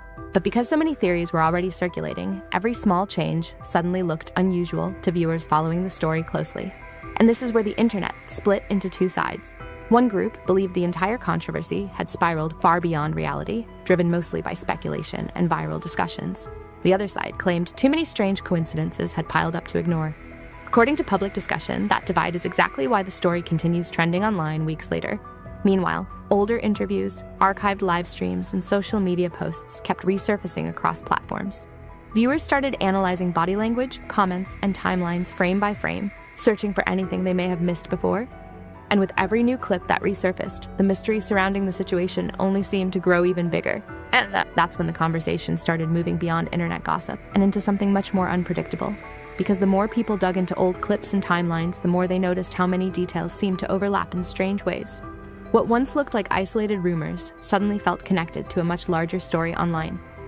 According to public discussion, one of the biggest questions now is whether the controversy grew naturally or whether certain narratives were being amplified behind the scenes. Some viewers pointed to how quickly specific hashtags, clips, and screenshots spread across multiple platforms at the exact same time. Others argued that viral stories often snowball like this on their own. But either way, the speed of the reaction caught a lot of people off guard. And this is where things became even more complicated. Critics online started revisiting interviews and public appearances involving people connected to the situation, searching for subtle contradictions or overlooked comments.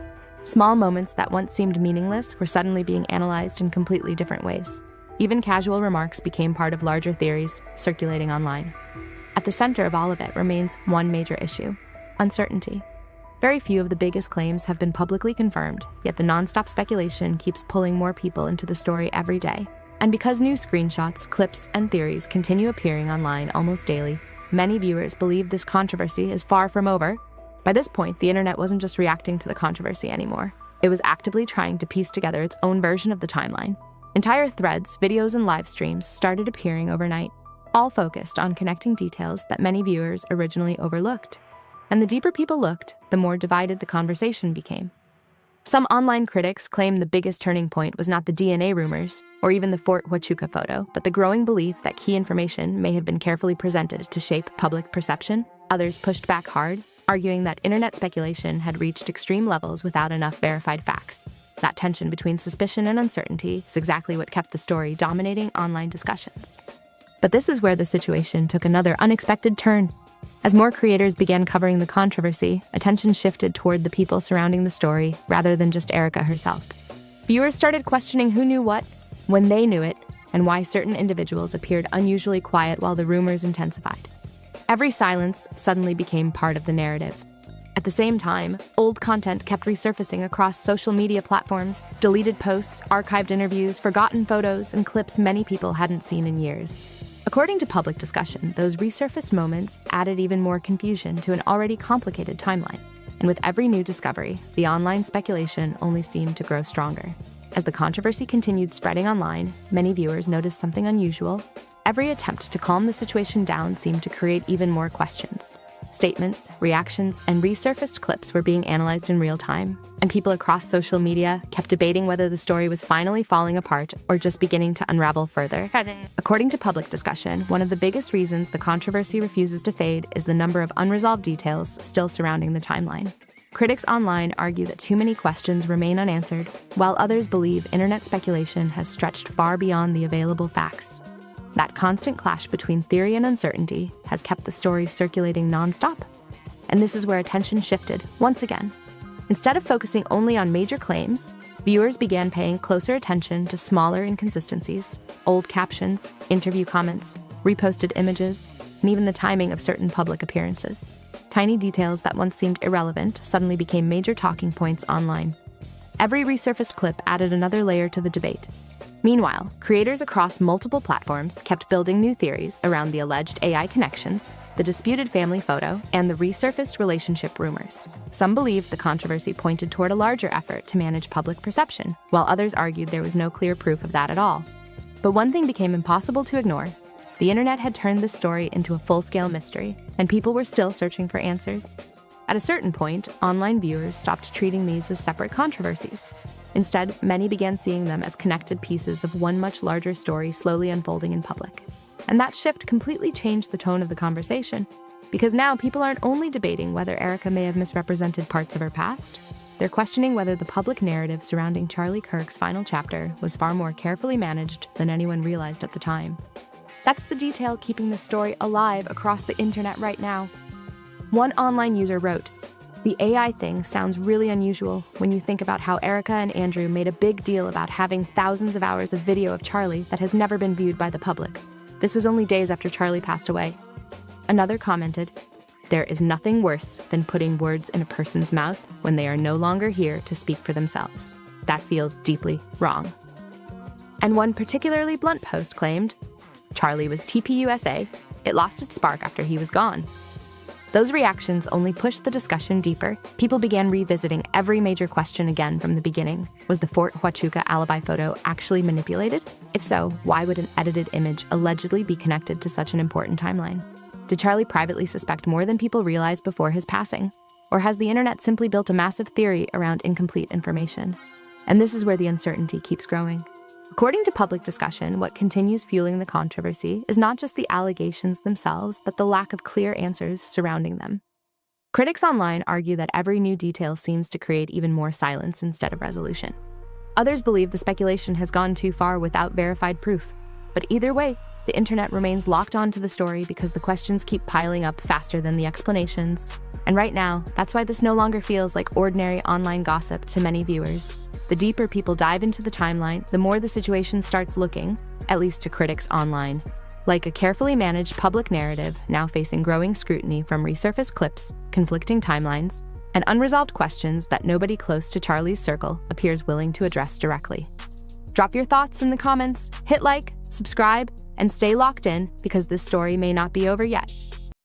When we got married and we went to our honeymoon the next day, we decided for our honeymoon that it would be a disconnected honeymoon, meaning no computers, no cell phones, just being able to pour into each other, plan out what our family life would look like, what type of parents we want to be, what type of spouse we want to be, so really just pour into each other.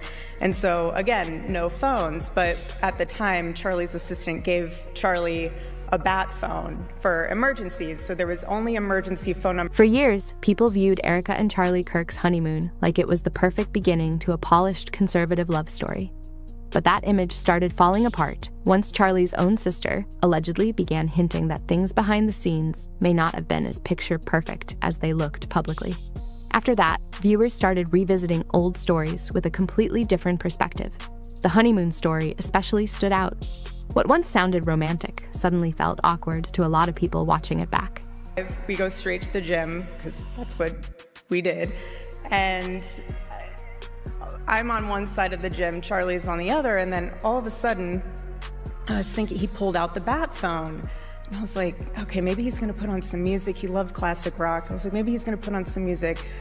So I'm on the treadmill, he's over in the weights, and all of a sudden I hear Dr. Arn's voice coming from the side of the room. And so I walk over to him, and I was like, baby, what are you listening to? He goes, I know. He was like, I'm almost done. He's like, I have to finish just a few more lectures from Dr. Arn. I have a few more certificates I have to get from my online courses at Hillsdale. We're almost there. I can't skip him. I was like, baby, you do. The more clips resurfaced, the more some viewers started questioning whether Charlie may have noticed certain problems much earlier than anyone realized.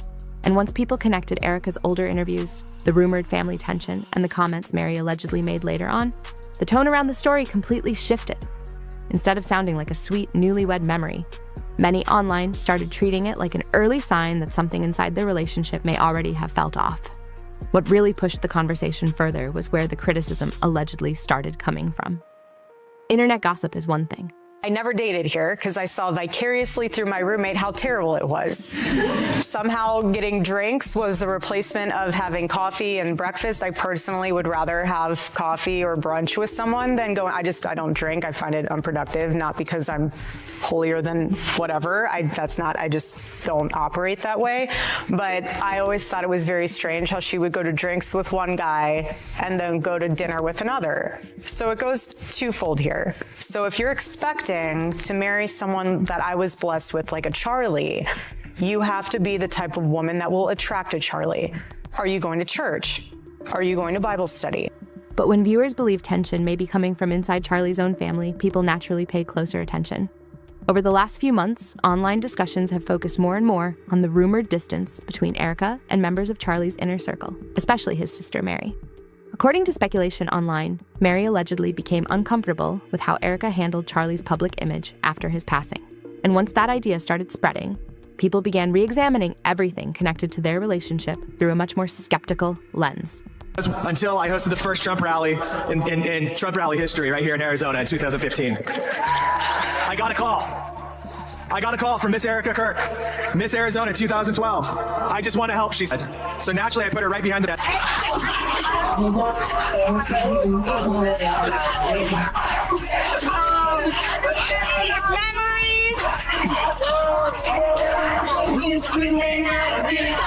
Once people started noticing that rumored tension inside the family, old clips suddenly started hitting very differently, especially the honeymoon story. Erika had told audiences multiple times that she and Charlie wanted a honeymoon completely disconnected from the outside world. No social media, no nonstop distractions, no public noise, just the two of them focusing on marriage and building a future together. She repeated the story again later during a speech connected to honoring Charlie's legacy. Back in 2013, Erika Kirk, or rather Erika Fronsby, because that's her maiden name, was dating a basketball player named Joshua Harrelson. Joshua Harrelson's Twitter handle is @BigGeorge55. That is a crazy Twitter handle. Anyways, how do I know this? How do I know that they dated? Well, despite Erika deleting all of her old posts and pictures and privating her old accounts, many people commented underneath her posts, and those comments underneath her posts are still visible on Twitter. For example, this tweet from November 11th, 2013, @Erika Fronsby @BigGeorge55. It's the best when it's like that. Everything is just practice until the one. At first, people saw it as heartfelt and wholesome, but then one small detail completely changed the mood online. According to Erika, Charlie still carried what she called a bat phone for emergencies during the honeymoon. She also shared that he allegedly spent part of that trip listening to lectures tied to Larry Arn and Hillsdale courses instead of fully unplugging. At the time, the audience laughed along with the story. You can see from behind me, this is a recreation of the tent where Charlie Kirk lost his life at Utah University in September, and people are taking selfies with it.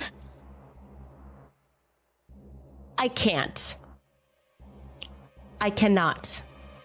I am not capable of whatever that. When I saw this, I realized I do not know enough words. I had to consult a thesaurus, and I still could not land upon the correct adjective to describe how I felt when I saw that tent. People taking selfies under a recreation. I don't know if it's actually the tent. It looks like it's pretty old, or a tent that Charlie died under. That's what was happening at AmFest. Horrified. I was aghast. I don't think I ever described myself as aghast. I was aghast. It was ghastly to look at that and to realize that they made a conscious decision to allow that to happen. To what end? But once newer family rumors started circulating, people online stopped seeing it as funny. Viewers began asking why someone on his honeymoon already seemed mentally somewhere else. That question alone shifted the entire conversation. What once sounded like a quirky newlywed moment suddenly started looking to some people like the first visible sign of distance inside the marriage. I have been called every single thing, and you know what? God is so good, you let it roll right off your back. And this is what's so beautiful about this moment, because if the internet wants to clip it, who cares? I love this woman. She's an amazing woman. She has a soul and a heart for the Lord, and words are words, but I know her heart, and it doesn't even matter. And you say what you want to say because I know your heart. I will not judge that. Thank you. I mean, Nicki Minaj, Cardi B. Okay, Nicki Minaj is causing dads to leave the home. Hold on a second. I don't think that's a good role model for 18-year-old black girls. I don't think that songs that are talking about like glorifying wet female genitalia is exactly, I don't know which one wrote that song. Which one was it? I think it was The timing also made people look at things differently because critics now believe Charlie may have started noticing contradictions much earlier than the public realized, especially once older parts of Erika's past started resurfacing online again. For years, Erika publicly promoted traditional values, discipline, and modesty. She often spoke critically about modern culture and presented herself as someone who had left certain lifestyles behind long before meeting Charlie. Then internet users started digging through older content and bringing old clips back into circulation. Reality TV footage resurfaced. Archived social media posts reappeared. Learned the most in these past 3 months is that my husband, he deeply mattered on a multitude of levels, so much so that it proved even more once he was assassinated. How much of a peacemaker he was. Despite the devastating loss of Charlie Kirk, my incredible husband at UVU, Caleb has persisted with the same grit. It has been a long day. Trust me, you're not a grifter, honey. It's all good. Older interviews people forgot about suddenly started spreading online again. And once viewers compared those older versions of Erika with the public image she later built, the internet conversation around her became even more intense. Relationships Erika had allegedly denied or downplayed in the past suddenly became part of major online discussions. And once viewers started lining up old interviews, archived posts, and resurfaced clips, the conversation shifted fast. At that point, people weren't just debating whether Erika had a past. They started questioning why there allegedly seemed to be so much effort put into reshaping that past publicly. That's when the image control conversation really exploded online. Critics pointed to deleted web pages, missing bios, older footage becoming harder to find, and timelines that some viewers claimed no longer matched earlier statements. The more people searched, the more suspicious internet discussions became. Then another controversy pulled even more attention into the situation: the Romanian Angels story. Online users revisited Erika's charity work connected to Romania.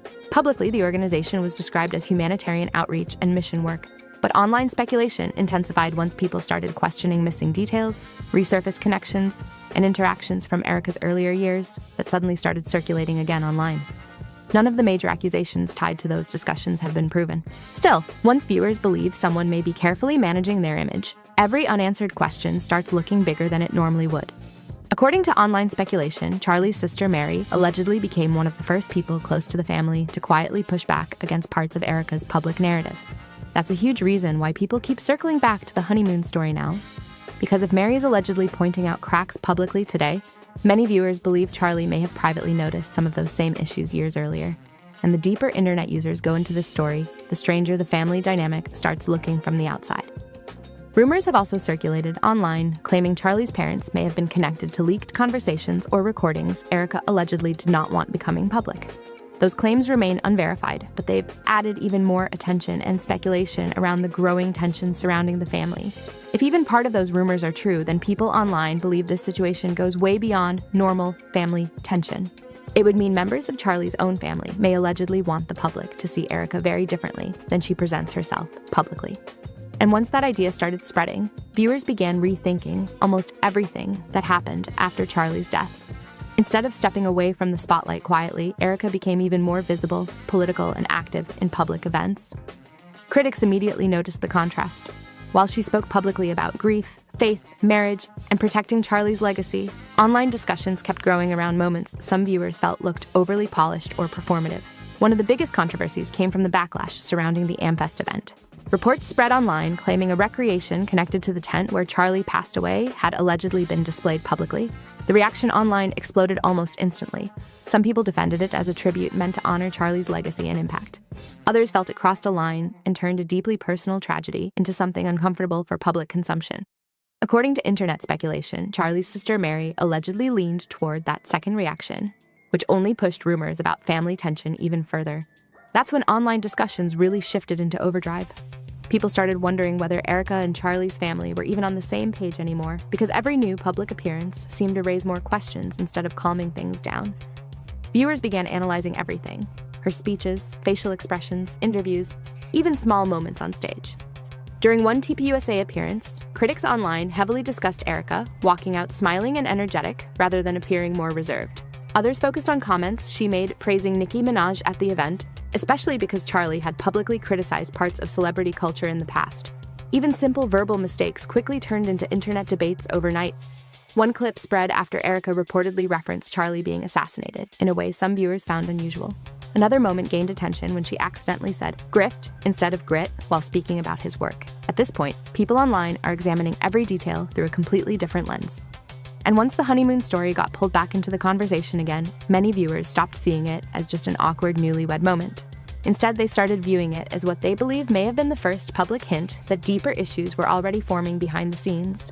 That's the detail. People online keep coming back to again and again. A husband who allegedly already seemed distracted early in the marriage, a wife critics claim carefully shaped the public narrative, and a family that viewers believe slowly started creating distance in the background.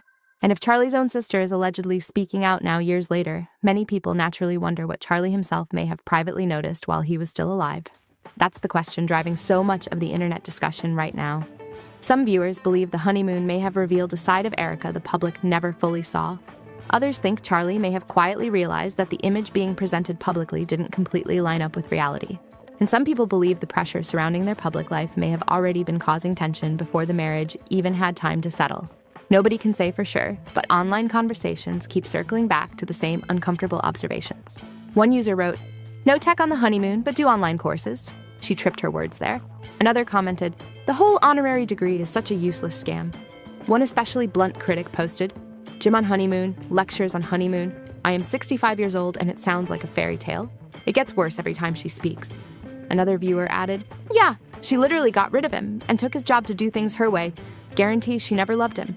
Comments like these spread fast online as more clips, speeches, and older interviews resurfaced across social media. And the more people revisited those moments, the more the honeymoon story started sounding different to viewers. What once felt like a harmless newlywed anecdote slowly became, in the eyes of critics, part of a much larger pattern they believe had been hiding in plain sight all along. Now the internet remains completely divided.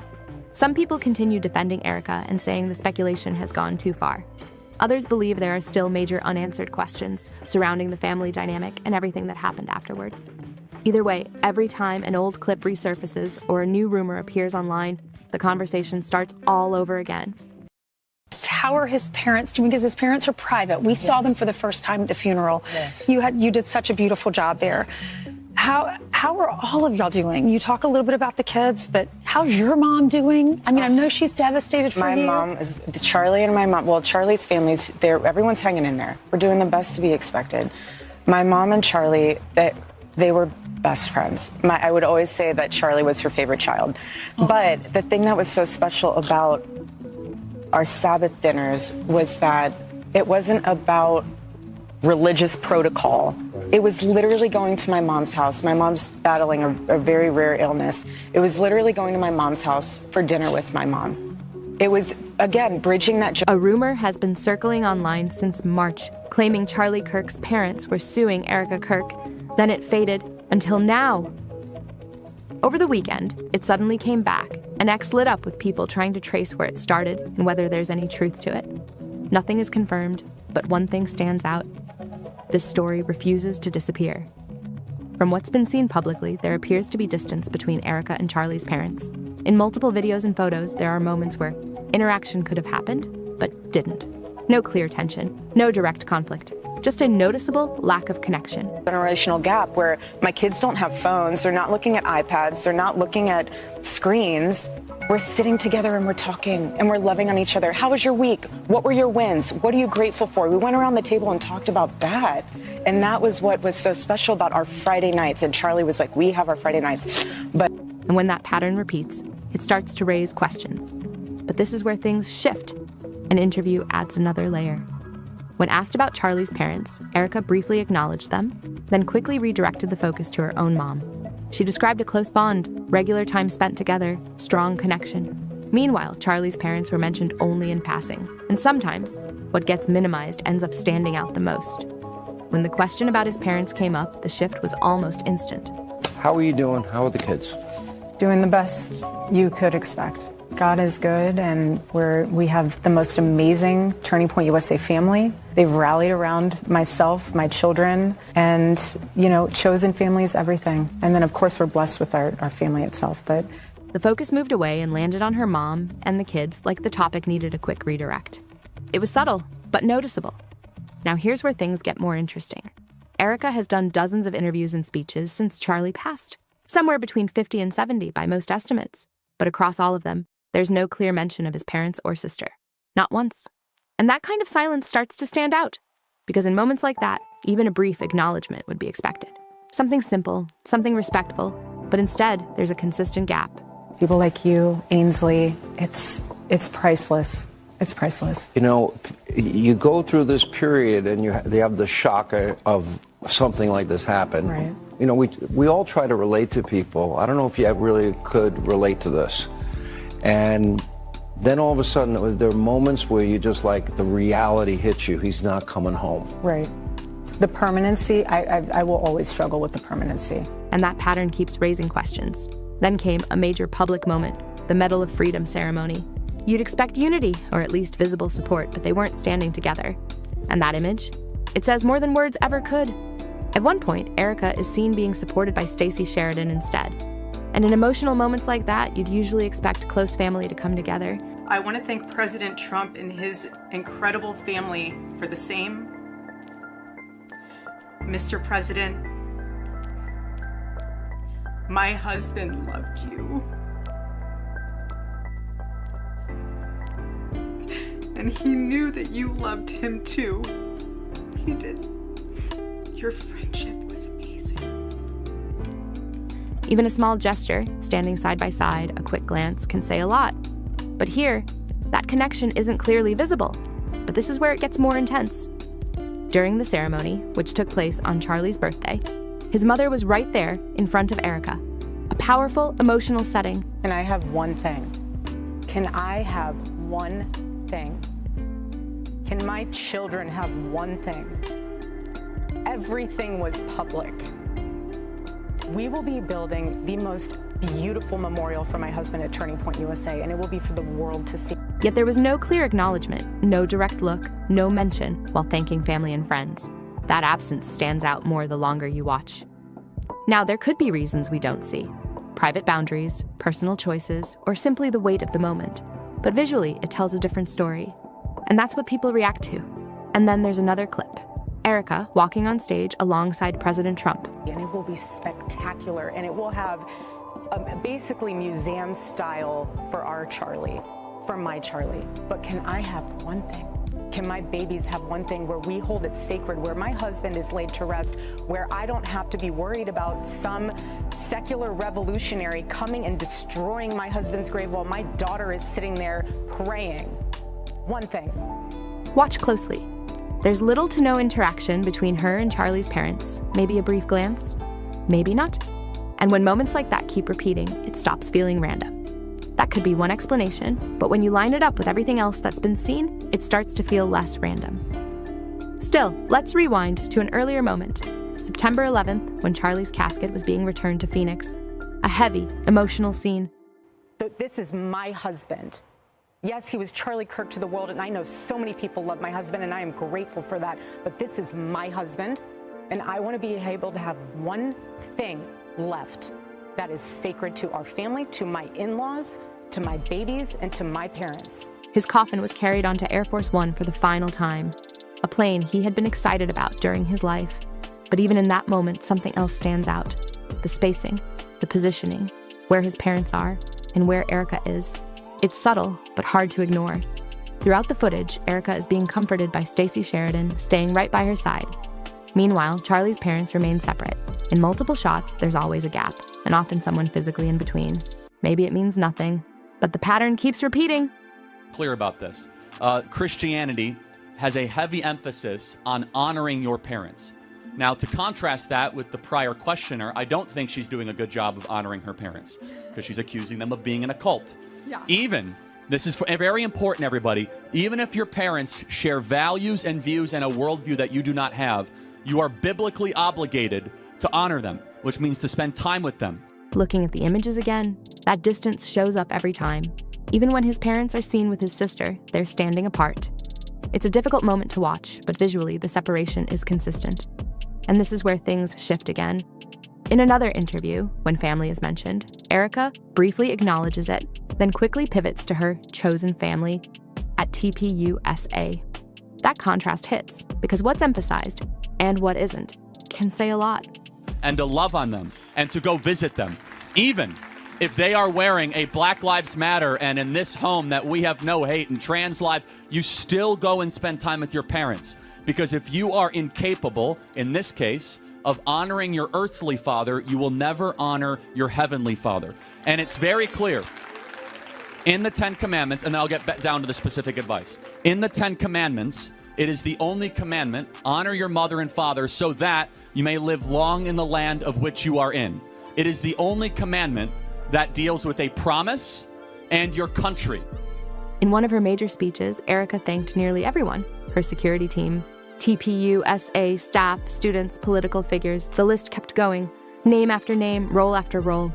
But one detail stood out fast. Charlie's parents weren't mentioned at all. That absence becomes harder to ignore the longer the speech goes. In moments like that, even a short acknowledgement would feel natural. Something simple, something respectful. But here, it never came, and that gap raises questions. You will cease to have a strong country, America, if we do not have kids honoring their parents. Everyone out there, every day, you should call your parents on a weekly basis. I know college exists a lot of the times to separate children from the parents. They want to try to separate you from your upbringing. Your parents aren't cool, they don't understand you, they don't share your values. The closer that you stay with your parents, even though you have disagreements, the better you will be and your nation will be. Now, the only